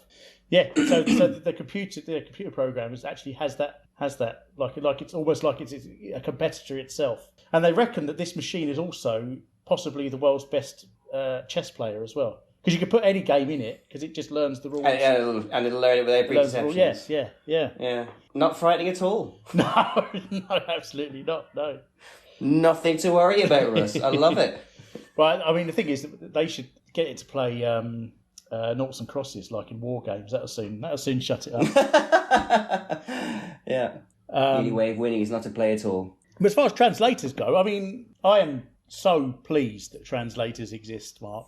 Being a man that lives obviously I live in a country where everybody speaks English, but everything is written down still in Dutch. Here. I suppose, begrudgingly let them do that. Rudely, yeah. Got so passive aggressive, haven't they? But I think the best translating thing, like the most futuristic translating thing that we have these days, is the Google. I don't know what Apple has. The camera, version, the Google Lens that I use. Yeah. And you point at a menu or a label or whatever, and it almost instantly and in live translates, and even tries to match the font as well, which I think is which is madness, isn't it? Pointless, entirely unnecessary. Yeah. But I completely operate in this country knowing like a thimble full of Dutch. Yeah, absolutely fine, because everything's automatically translated into English. We're getting close to Star Trek. You know how in Star Trek everyone speaks English, and they explain it away because they've got a universal translator. Yeah. Which I think is the one problem with that though is, why are their mouths moving? Oh, Russell. They never explain that, do they? Surely they should all the aliens should look like they're being dubbed. Dear Gene Roddenberry, it is with sadness I find myself writing this letter to you. Because myself and Jessie were in Japan for a honeymoon a couple of years ago, 2019, which now feels like both last year and an epically long time ago. Yeah. And we were slightly off the beaten track at various different points where I think in general, I mean, post the World Cup, and obviously we were there partly for the Rugby World Cup, and there is just a lot more people who speak English in Japan, I think, than even 1990. Well, as McCann says, they're just not prepared to learn the language. I think they are now. It's more internationalist. But we at times relied on Google Translate. Now, Google Translate is probably not as. It's much better with a European language that follows the same rules and typeface. But there are times when, like even when if it was 30-40% accurate, it was just the amount of accurate to give us the confidence to go into a restaurant where no one spoke English. And know that I think it helps that we quite like Japanese food, but knew that we weren't going to end up with some kind of mad bit of nonsense. And actually we were in a sake bar in one town, and the waiter was really excited. He kind of came up and he gave us this little box, and he spoke into it, and it said in English what he said, and we had a conversation through, and he was just really excited. It was, it was really good. Now it turns out actually Google Translate does that as well, but I suppose it feels a bit weird to be doing that. To be walking around talking into your phone and then playing back a computer voice saying, but obviously it's getting better and better and better. Yeah. And totally. I think increasingly there's no excuse for you not to kind of be a little bit braver, knowing that that's in your back pocket and that you don't have to just point and shout loudly and try and win people's hearts and minds that way.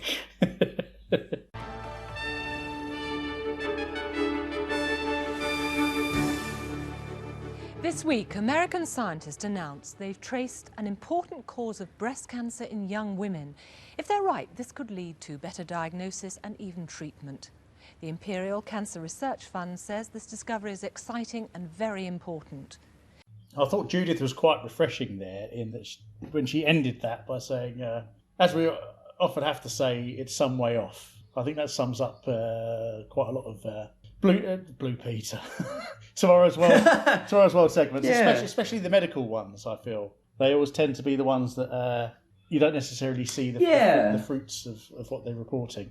No, and I suppose, I mean, this is quite a serious piece, and I think it's well done. There's nothing funny really to say about it. There's no kind of entertainment to wring from it. It's really sober, really short and to the point, hopeful but realistic. And I think she does a good job of, there's a reason Howard isn't doing this bit. But you're right. It's funny, is it? I don't know, maybe it isn't, but it did feel, because I noticed that as well, and I was thinking, is that the first time somebody's kind of tempered expectations? Because normally they're all really excited, and there is, part of the reason we thought it was a good idea to do this podcast is because there is a propensity for Tomorrow's World presenters to make this, to be so excited that you assume it's coming. It's basically done. You might as well start queuing up outside Jay Sainsbury's because you're going to be able to buy it on Monday. But so this is kind of nice, especially I suppose with something like the episode of 1996 had the segment on arthritis, and I found it sad because it was so full of hope, literally the hope of actual individual women who were suffering horrifically, and there was no real caveat of this is just an idea, and although people are hopeful, it may not go anywhere. It really was kind of felt like it was selling, promising maybe, that this was deliverable or this was something that could actually happen.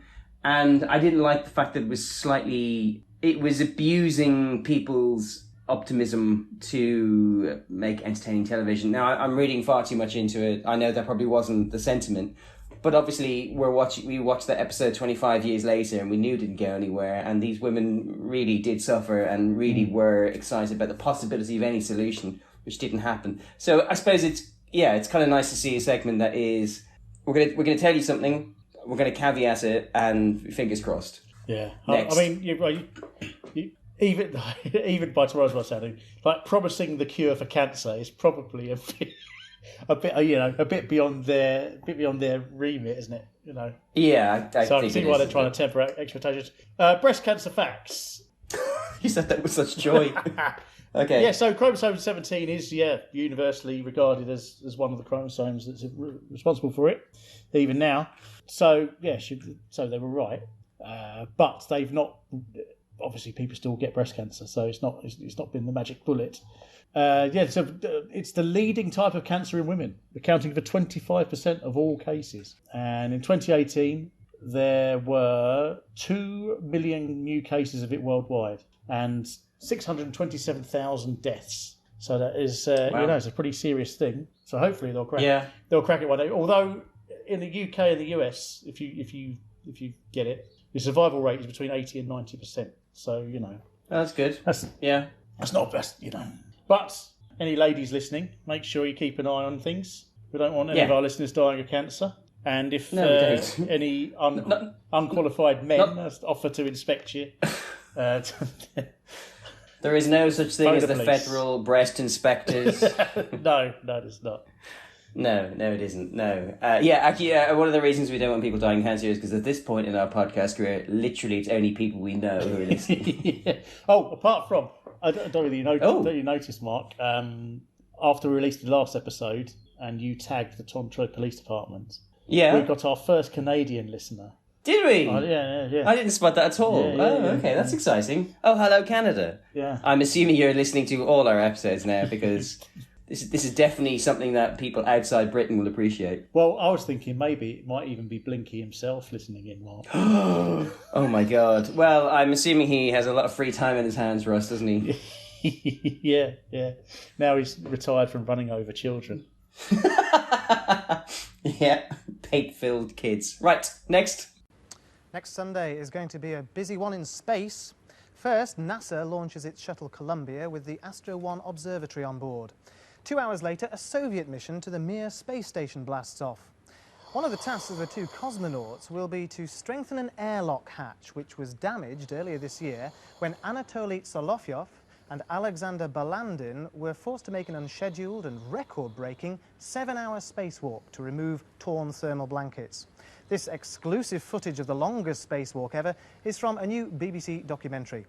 Well, Anatoly and Alexander are here with us tonight with interpreter Ilya. Welcome, gentlemen. Anatoly, what was so difficult about your spacewalk? Мы работали вне станции более 7 часов. Это тяжелая работа, потому что приходится преодолевать большое давление в скафандре, а кроме того пришлось возвращаться ночью. Our spacewalk lasted for more than 7 hours. It was hard physical work. We had to overcome pressure inside the spacesuit. And apart from that, when going back, we had to walk in complete darkness. Really? What a fun bunch of people. It's very exciting, isn't it? That being an astronaut must be incredibly exciting. But it's remarkable how good they are at choosing astronauts, cosmonauts. In that I think probably Buzz Aldrin is the only astronaut I've ever seen with any personality of any kind. They're always so blank, aren't they? There is that one guy though that I was about to say there is that one astronaut who, like, his picture, his official NASA portrait appears on the internet every now and then because he got his dogs to be involved and they're licking his face. Have you ever seen that? No, not seen which is that. Quite sweet. Yeah, but no, you're absolutely right. They are made of they're flinty. Well, the weird thing is, like, they're all scientists and have a military background, so like. There's no... Yeah, you're right. Buzz Aldrin feels like a bit of a wild card. There aren't many astronauts who end up on, like, playing themselves on sitcoms. No. Obviously, my favourite Buzz Aldrin is that when there's that bloke coming up to him saying that the moon landing didn't happen, and Buzz Aldrin just laps him in the face. Yeah. So satisfying. Yeah, I think, like, watching this, you could go, oh well, they're Russians. And Russians are notoriously grumpy, but it's not. They're just that standard astronaut cosmonaut behaviour. I mean, if they're Neil Armstrong on there, he'd be just as po-faced, I think. So, boring would be the word, actually. Yeah, I feel like that this little segment is kind of just like an advert for the episode of Horizon that Howard indicates is coming up in the following week. Yeah, because they've gone to the trouble of flying these geezers over from Russia. Well, I was wondering while watching it, like, how often do you get Russian people live on British TV back then in 1990? I don't know. Because this isn't Russia, to be fair. This is the Soviet Union. Yeah. That's what I mean. Yeah, absolutely. The Soviet Union will still exist for another year and a bit. No, it's funny. I was struck by that as well. It's like it's not just like a long way to fly. It would have been a very difficult process to kind of just turn up in London for an interview if you were a cosmonaut for the Soviet Union, even in 1990. Obviously, I'm sure it's easier than 1968 or whatever. It wouldn't have been easy. So it seemed, I don't know, it seemed so odd that they're there and they're asked 3 questions. Well, I reckon that they probably flew them over to make the Horizon documentary. So they're probably in the Horizon documentary. There's loads of more interviews with them. And then they thought, oh well, hang on a minute. We got these lads are still knocking around TV Centre. We might as well bring them into the studio. Let's find the least charismatic interpreter that we can find. Oh well, but he's KGB as well. Though. Like, he's not just a translator. He's in charge of making sure they don't defect. Oh yes, good point. Yeah, maybe that is the case. Yeah. That would explain his. He reminded me of taciturn grump of a slightly ill Paul Reiser, which is the. Obviously means he will fit in perfectly with the aliens thing that we. Well, hang on. Is Howard Paul Reiser or is the interpreter Paul Reiser? So Howard's live Paul Reiser. This interpreter's dead Paul Reiser. Oh, okay. So after the heel turn. Yeah. The way they're conducting this interview is something that they used to do in interviews, and it used to annoy the hell out of me. And luckily they don't do it anymore because it's a waste of time. Because what they do is that the presenter talks to the Russian in English, Yeah. There is that question is not interpreted. The Russian already knows what the question is, but then he responds in Russian. Yeah. And then that goes to the interpreter. I don't see what the benefit of this is. Like, either have the questions prepared and answered, and then just subtitle him. That's the quickest way of doing things, or dub him. I mean, or have the whole thing translated both ways, because then that's the authentic thing. Then they're actually like directly talking to each other. But this way, I don't understand the point of it. I don't understand. Do you understand what the point of it is? I don't. No. Do I understand the point of it? Yeah, I suppose it's live, so that's exciting. But it's shorter than if they were having to live translate. And frankly, this isn't Newsnight, so they're not going to be challenged. So you might as well tell them the questions in advance, and the answer is going to be rote anyway. But to be honest, it's not even like, it should have been pre-recorded so they could subtitle dub it. It's just not necessary. Like, it actually, like, I was shocked by how little they were. Like, they're cosmonauts. They could tell us a huge amount of really interesting things. And, the other question is like, do you fancy being up there to do the repair job that you failed to do first time round? It's like, yeah, of course I do. I'm an astronaut. I like being in space. It's like, it was just a colossal waste. It really was, actually. And it kind of annoyed me. Oops, there we go. My emotions are coming out now, Ross. It annoyed me. And the translation aspect of it wasn't the most annoying part. It was just kind of the weird waste of resources. Because it kind of, I hope they were in London for more than just, again, 90 seconds of television. Yeah. And here's the thing. Here's what I noticed that really blew my mind. We were talking about Howard's jacket and his mustard jacket and black turtleneck jumper. You may have seen me lean in close to the screen, Russ. I think he's wearing purple trousers. What? And so my whole time I was thinking, what do the cosmonauts... There's a purple hue to those trousers. Now, it might be... Do you see what I mean? I don't know. I don't think my screen's as good as yours. I don't know. Yeah, maybe. Purple hue. Like an aubergine kind of... Yeah. And so all I could think of was like, what must they think of this decadent capitalist Westerner? Well, yeah. There you go. That's what I thought of this. Look at Howard and the interpreter sitting next to each other like that. It's before and after. Oh no, he doesn't look. He looks like a cross between Bamber Gascoigne and who was Tony Blair's chief of staff. I don't know. Oh yeah, that's who he looks like. But and Gregory from Gregory's Girl, John Gordon Sinclair. Oh yeah. That's who the interpreter looks like. I will definitely include that lovely picture of 4 charismatic men just shooting the shit on Instagram so you can all enjoy it. Interestingly though, Mark, I have to say, well, I love space. I love space, Mark. Anything to do with space, I love it. So my research on this segment, actually, I spent quite a lot of time doing it because I was just really interested in reading up on all the different things. And there's a number of things that they probably could have mentioned in this that would have spiced it up a bit, I must say. Oh yeah. So the Mir space station. Now Mir apparently is Russian for both the words peace and world. So I don't know if Russians wish for world peace, they say Mir. I don't know. But yeah, it was up and running in 1986, kept going until 2001, and it was the first continuously inhabited space station. So it's a pretty important thing, and it still to this day holds the record for the longest ever time that a single person has spent in space. And would you like to know how long that is?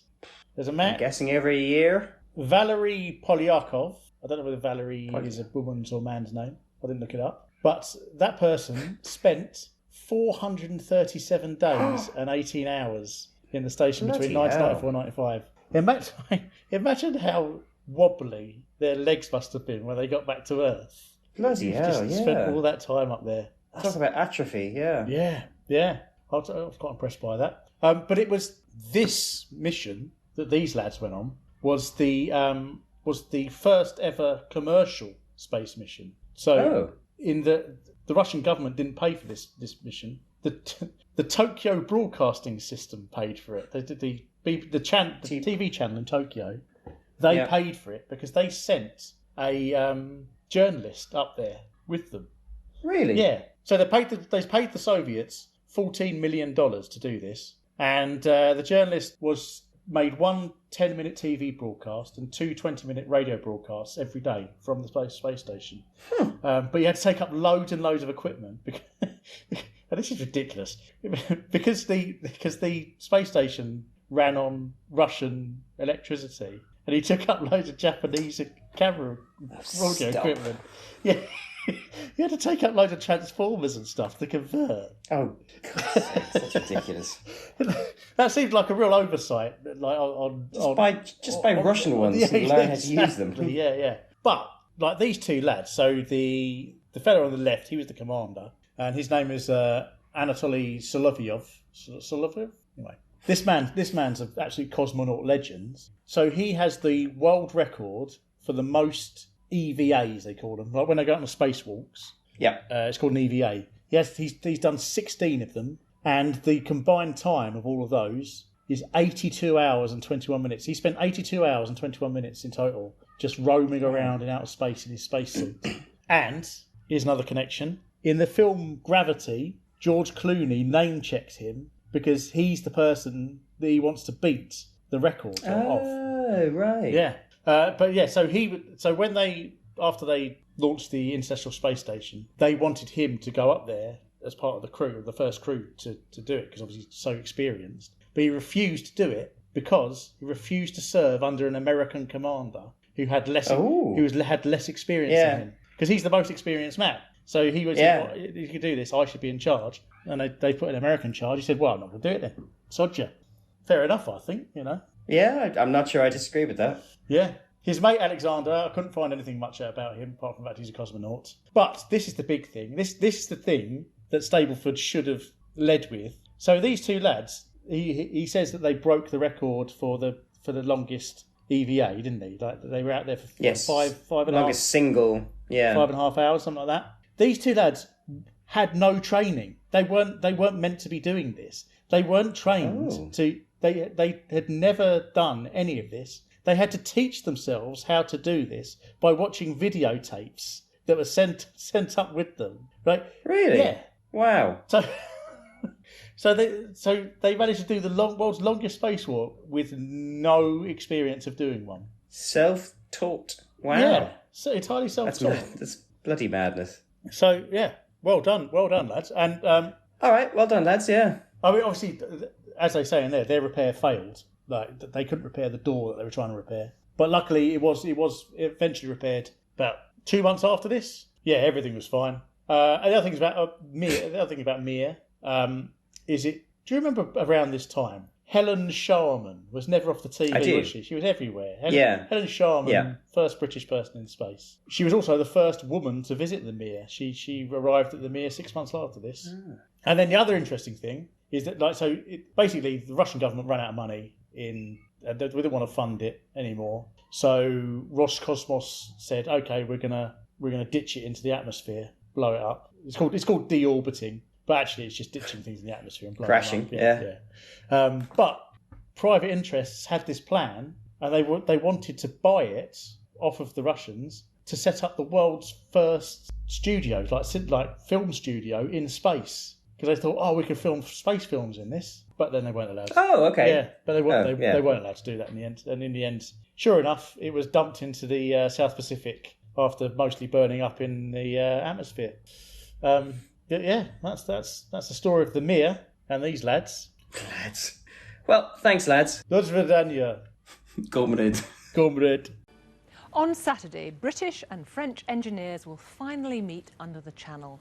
Peter's been looking at their progress since our special programme back in April. The village of Newington in Kent looks much the same as it did 50 years ago, which is quite an achievement, really, when you consider that over the top of this embankment is one of the largest construction projects in the world.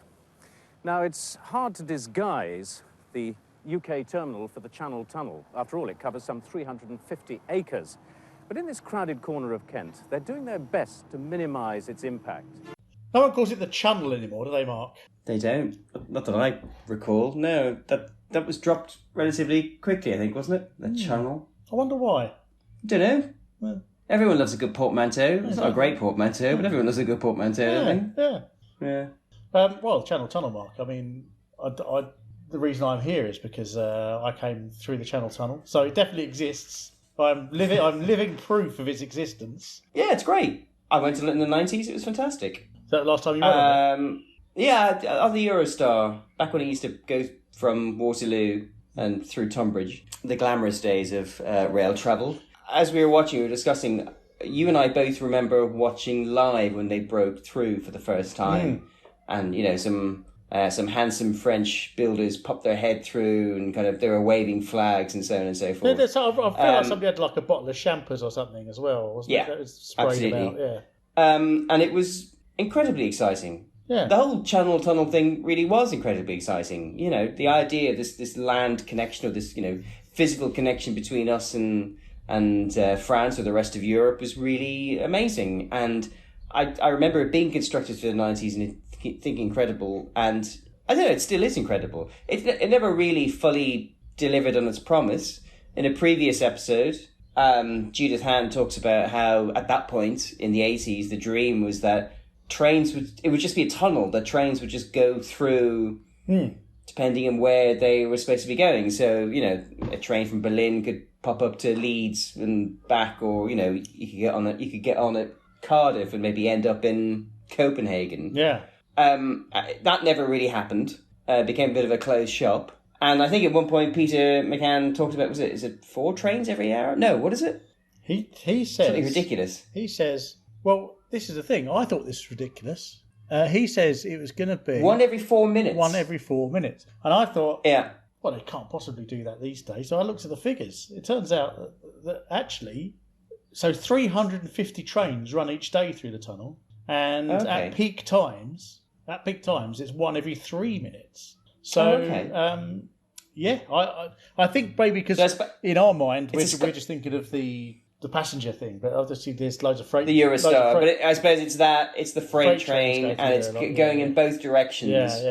Yeah. Okay, fair enough. Yeah, but no, I've got nothing bad to say about the Channel Tunnel. I don't live around there, so it doesn't impact. I don't live in Newington. Doesn't impact me. I don't read the Daily Mail, so I'm not scared about immigrants. So no, I think it's all good. Yeah, obviously, I remember the big scare at the time being that he was going to reintroduce rabies. Into Britain, wasn't it? Yeah. I remember the amount of times we would see a piece where they were proudly showing off the electric grates to show how rabid foxes would be burnt to a crisp. Peter shows us his passport, and it's black, not blue. It's black. Well, yeah, like all passports. It's certainly not burgundy. Yeah. How did the idea that the passports used to be blue come about? Because they definitely were black. I don't know. They were never blue. They were always black. And it turns out you don't need. You can bloody hell. You can print whatever colour passport you wanted if you remember the year. It didn't matter. Yeah. But yes. I love the idea that people are pining for something that didn't exist. I think it's really fabulous. I think it sums the whole thing up. Do you think? Oh yeah. Do you think that they call them blue passports because all Brexiters are racist? They don't want to say that they're black passports because bloody hell. I was fully prepared to be incredibly dismissive of whatever nonsense idea I could see you percolating there. Maybe you're right. Yeah. Because they're not blue. No. It's good. It's a good little bit. Well done, Peter.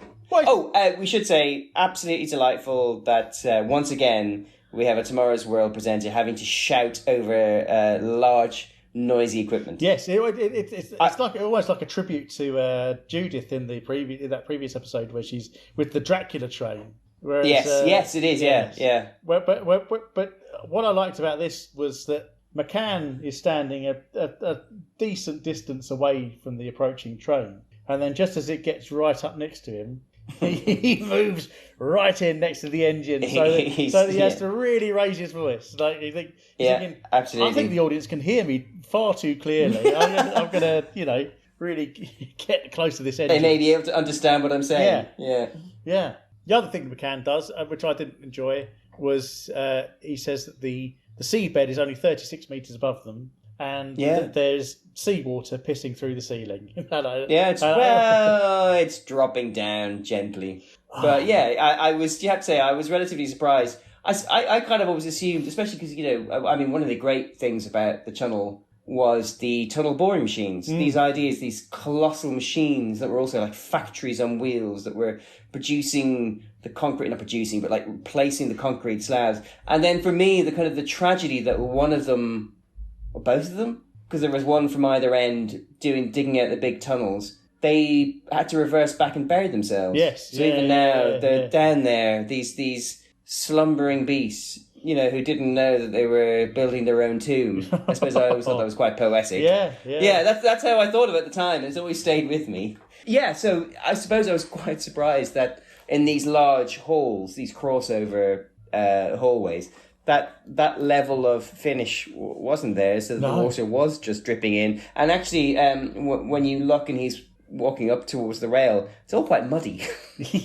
Yeah.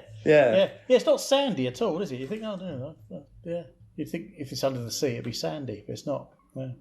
No, but it was nice. I can imagine at the time being quite excited to see an update report on the Channel Tunnel, because it was a highly anticipated engineering project. Yeah, they were always on about it. I remember when we were at school. Yeah, like, a lot of pride. Yeah. Totally. So Channel Tunnel, the Channel, as we all call it. Yeah. There were plans to build one originally in 1802, but they God, imagine what that would have been like. But yeah, they began building this one in 1988 and finished in 1994.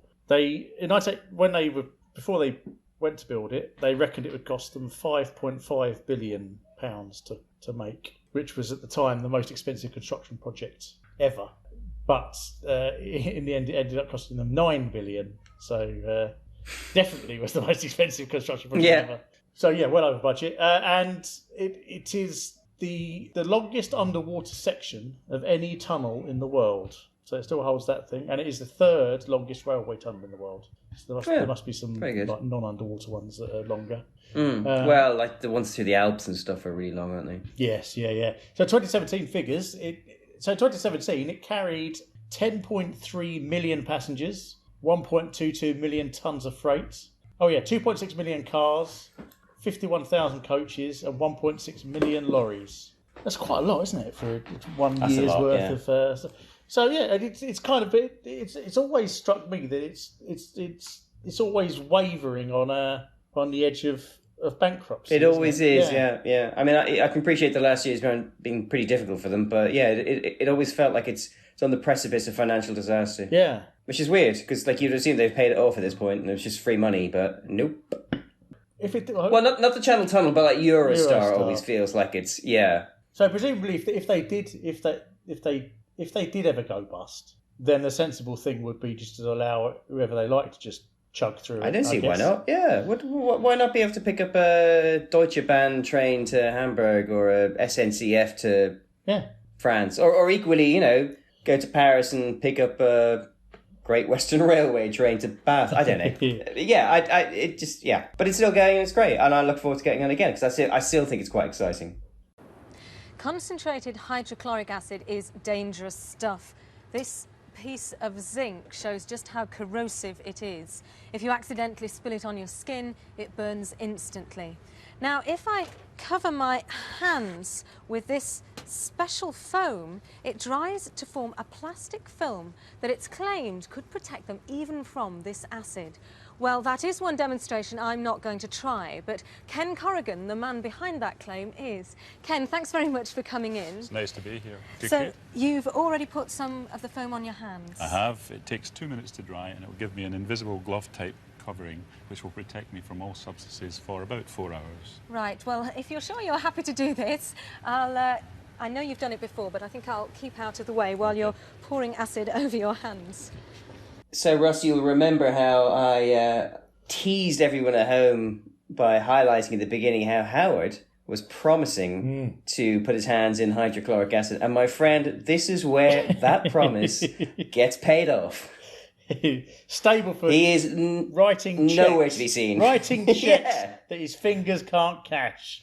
Yeah, he is nowhere to be seen. No.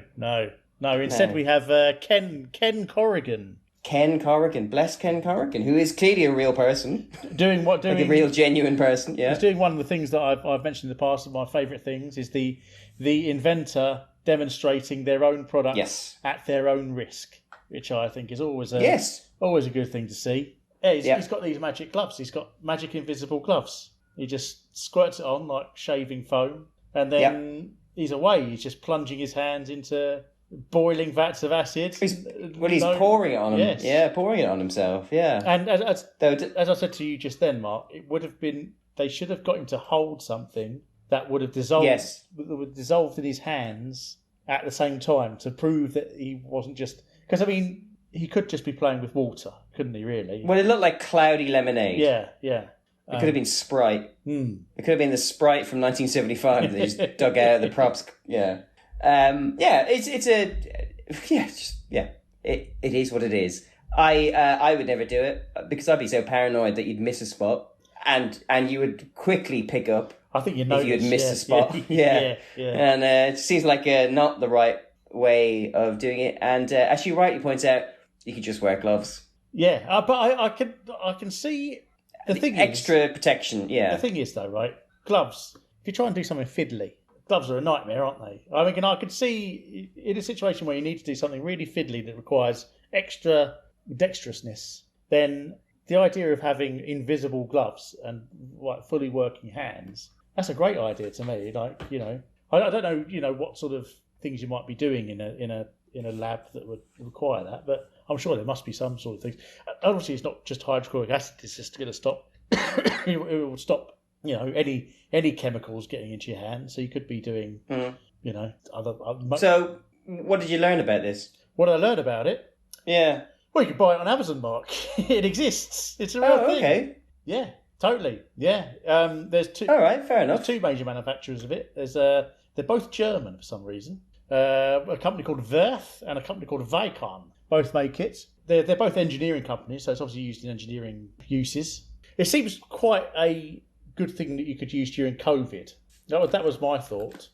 Okay. You know, but then I thought, well, but what is the difference between, because COVID can't get through your skin anyway. No, it was about transmission to your face, basically, because you touch yourself. So yeah, this wouldn't help. No, because you can't. And actually, you can't peel it off. It's like the whole point of wearing gloves is you take your gloves off and then and throw them. And actually, they really didn't want people to wear gloves. I remember the advice coming out: please stop wearing gloves all day because you're not preventing the thing. You're not preventing the thing that we don't want you to do, which is kind of touching stuff or shaking hands and then rubbing it into your mouth. Yes, yeah. But also, you are giving yourself the illusion of some kind of protection that doesn't exist. Yeah. So please stop wearing latex gloves in public. I just wash your hands, you dirty.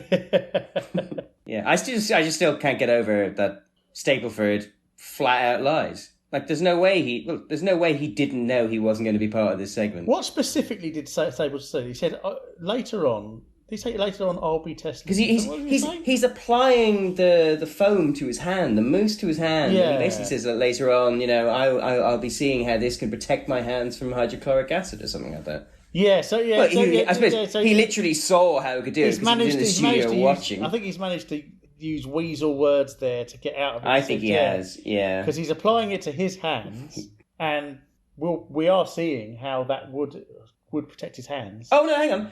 By the way, when applying the mousse, he says, protect my hands. So, he doesn't say seeing how it'll protect. I suppose he says protect my hands, but at the same time, I suppose he's going to see how it'll protect his hands by watching it on Tomorrow's World. Watching some other fella plunge his hands into the... Yeah. But obviously this segment comes at the end of the programme.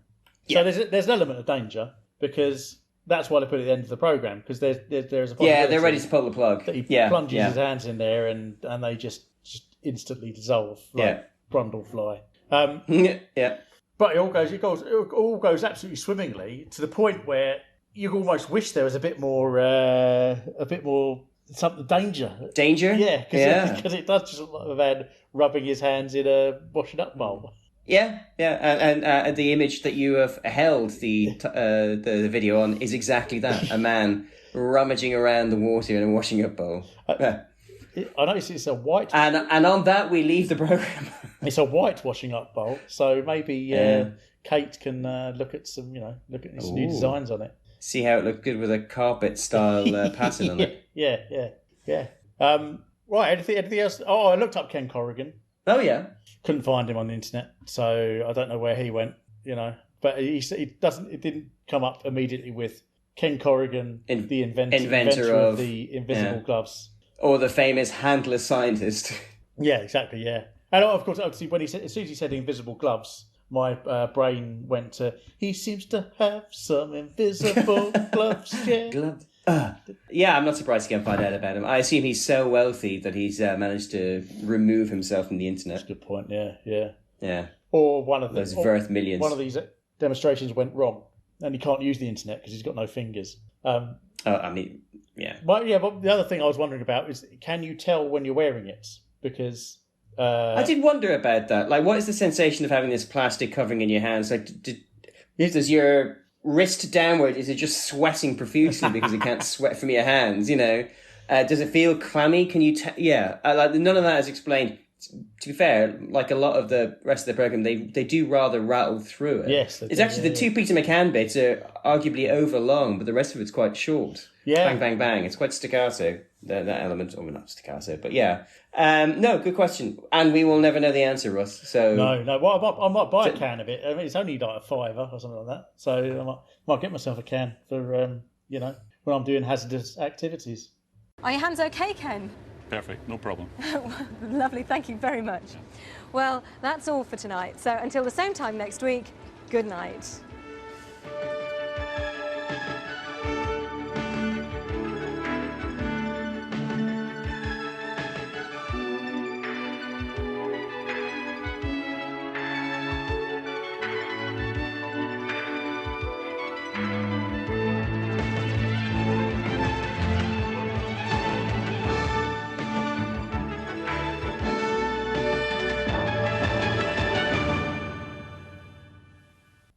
I can just imagine Margaret and Dennis sitting at home having watched that episode. Her first day off in years, 11 and a half years. Oh, yeah. Yeah. I mean, as a scientist, presumably Maggie might have been quite a keen Tomorrow's World viewer. TW fan? Yeah, definitely. I mean, if she were alive, I'm sure she'd be listening in right now. Yeah. So that ends that episode, Russ. So it just leaves us to do what we always do. The one thing we need to do. Well, it's the one thing we need to do, otherwise this whole endeavour is pointless. So, what can you tell us about 1990 as a year? 1990 as a year. Yeah. Well, let me bring up my facts and figures, Mark, because these are the facts and figures that I don't have contained in my brain. Everything else you heard in this episode. Absolutely. It's just your inherent knowledge of everything. I'd memorised from Wikipedia, but this I hadn't memorised. So shall we start with the cinema box office? Well, let's start from number 7 because I've not heard the end of this song. The films. Yeah, go for it. Number 7 is a film I really enjoy, Ghost. Oh, okay. Patrick Swayze. Yeah. Number 6 is Jamie Lee Curtis as a cop in Blue Steel. Oh, yeah. What's that guy's name, the bad guy in it? Ron Silver? Or Clancy Clancy Brown? No. Ron Silver is the one I was thinking of. Number 5 is The Comfort of Strangers, starring Christopher Walken. It's a Paul Schrader film. I don't remember that. I don't remember that at all. Number 4, The Exorcist 3. Oh, okay. I didn't realise Exorcist films were still coming out this late. I thought they were the sort of 70s, 80s Done thing. in the 70s, yeah. Number 3, The Sheltering Sky, which is a Bernardo Bertolucci film with Deborah Winger and John Malkovich. Never heard of that. Never heard of that, no. There we go. Now things are getting better, Mark. Oh, I'm Number excited 2 is the... I've got my pocket money in my hand and I'm running down to the ABC, Russ. What am I going to go see? Number 2 is the Leslie Nielsen spoof of The Exorcist, The Repossessed. Oh my God, Repossessed. Jeez Louise. Okay, yeah. I'm not going to go see that. What's on the screen 1, Russ? Well, at number 1 is, and doing very well actually, doing much better than the other films, Teenage Mutant Ninja Turtles. Oh, 100% fact. I went to see that at the Beckenham Odeon. Do you want to know something interesting, Mark? Yeah. I have never seen any of the teenage... Live action? I've never seen... actually, I've seen the Michael Bay... I've not seen that. I've seen the Michael Bay remake That is the only Teenage Mutant Ninja Turtles I've ever seen. I've never seen a single episode of the cartoon, and I've never seen any of the original films. I know it's something that had no appeal to me when I was a kid. Yeah. I looked at that. I said that looks like a load of annoying American. Like I never liked any of that like bodacious, radical cowabunga bollocks. Even at the time, even though I was only 9 years old, I thought that's annoying American rubbish. Yeah. And so I never seen any of it. So I don't know whether I was missing out on anything or not. Well, not now that you're in your 40s. No, you're not.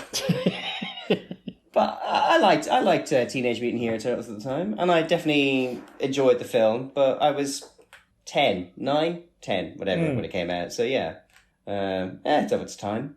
Pop charts. Here we go.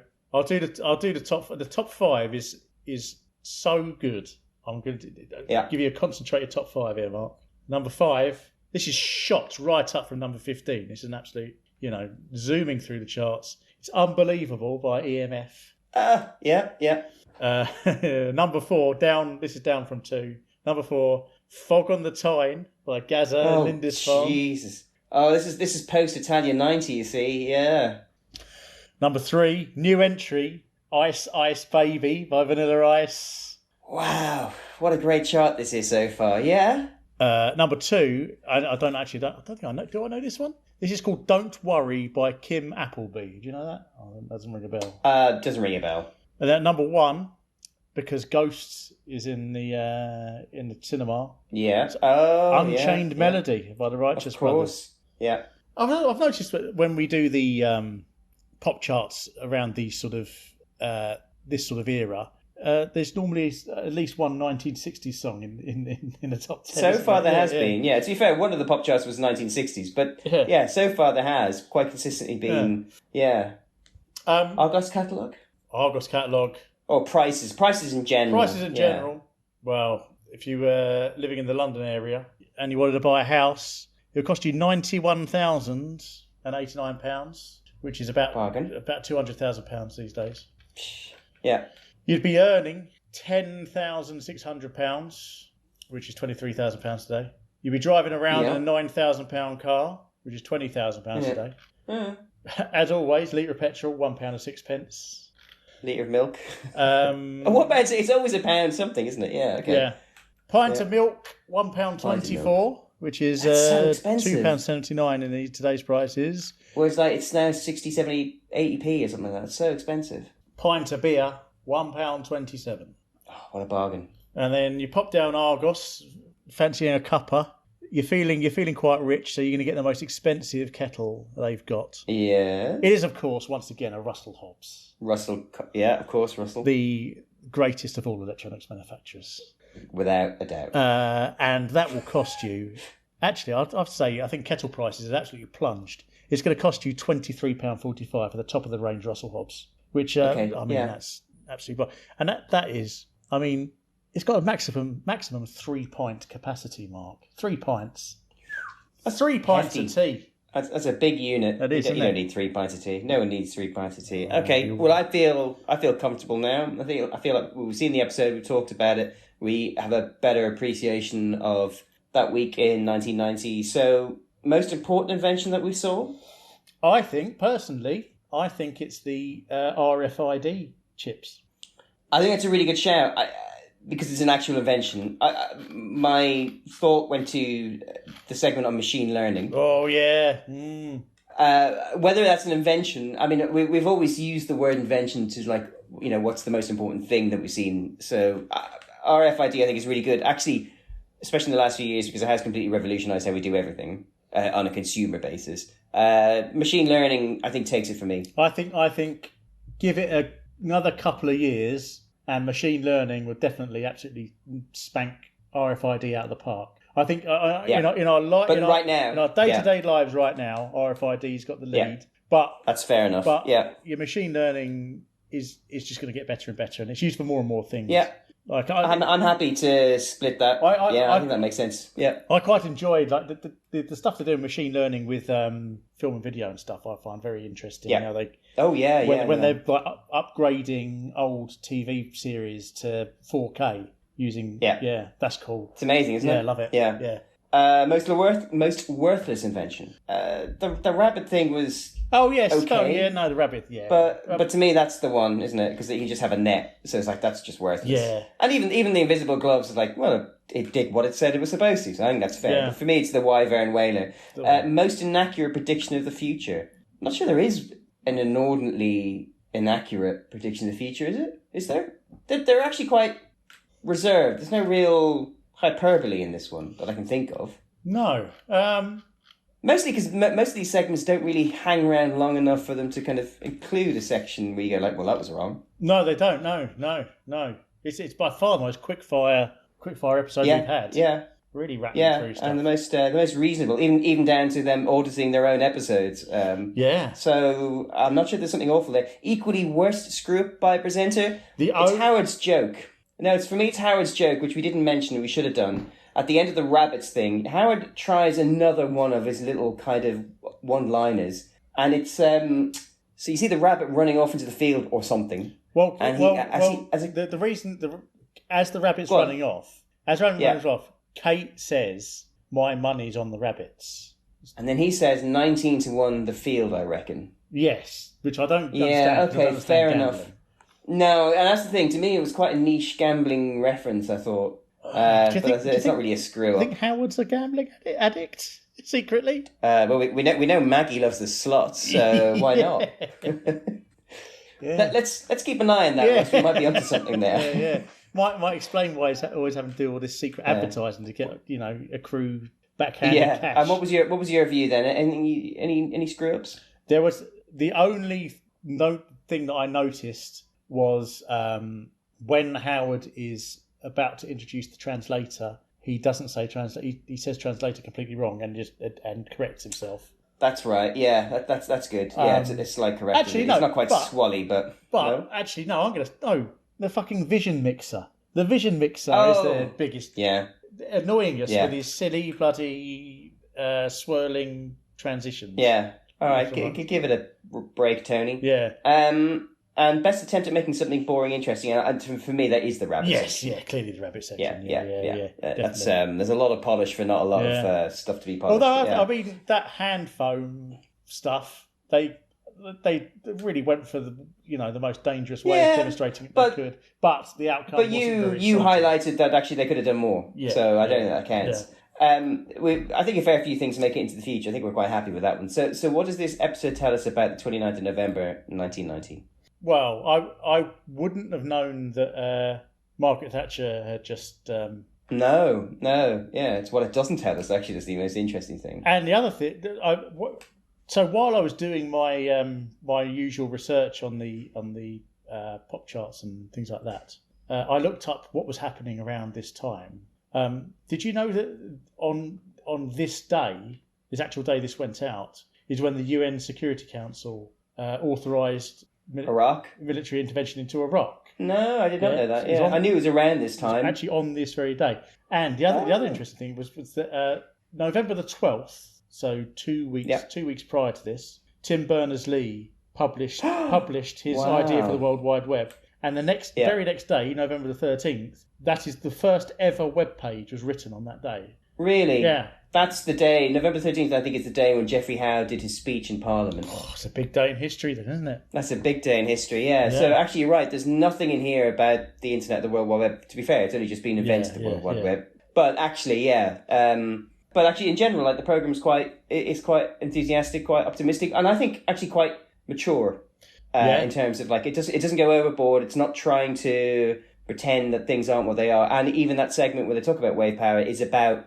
It's not quite reveling, but it's revealing the difficulty that some of these things have actually coming through the stage where they're just proposed, which I thought was quite good. Yeah, and there's the bit where obviously we mentioned before that Judith in the breast cancer segment says, don't caveat, don't get too excited, that sort of thing. We might be getting there, but we're not there yet, which I thought was really good. It's probably the most mature program, caveat-filled episode that we've seen. I think probably. It'll be fascinating to see how we go from this to that dreadful episode in 1996. Talk about the 1996 thing. They've not succumbed to the bizarre sort of making all the labs dark sort of No. thing they did in 1996. So Not they've at all. not got to No. that yet. They still have faith in the material here. Yeah. I think, And the audience. Faith in the material and faith in the audience. I think that probably most dates it probably is Howard's jacket. Yeah. And his purple trousers. Brilliant. Yeah. Well, I'm happy if you're happy. Well, happy with the audit? Yeah, I think so. Yeah, I think, yeah. All right, Yeah. Consider that episode audited. Lovely. We're getting Brilliant. good, we're getting quite efficient at this, aren't we? Yeah. That record only lasted 3 hours and 32 minutes, Ross. Well done. Excellent. So all in all, it's actually quite an important time, not just in the UK, but the world in general. That's a good pick. I think it's really interesting. And genuinely, I think it's really interesting to have seen an episode from that time, knowing what was going on around the world that would change so much, and to see none of it reflected in this. Which is not its remit. I mean, I know we're laughing, but it's not its remit. But like, you wouldn't know necessarily that the world, even down to the fact that we're about to go to war. Yeah, but as I said at the beginning, Mark, science exists outside of politics. You're right. And because I've come up with that incredibly profound statement, I'm going to treat myself, and it's very warm in my flat. I'm going to go downstairs to the shop, and I'm going to treat myself to a nice tub of soft scoop ice cream. Oh, it's what you would have wanted. Don't forget your invisible gloves. You could just shovel it into your face, Russ. Oh, fantastic! Yes. Yeah. And I'll be thinking of Maggie while I do it. Oh. Oh, wonderful. And well, thank you, Russell. Yes. A pleasure as always. On that delicious image, I will say farewell to you until next time, Mark. Goodbye. And goodbye to the people at home. I will see you tomorrow. Bye-bye.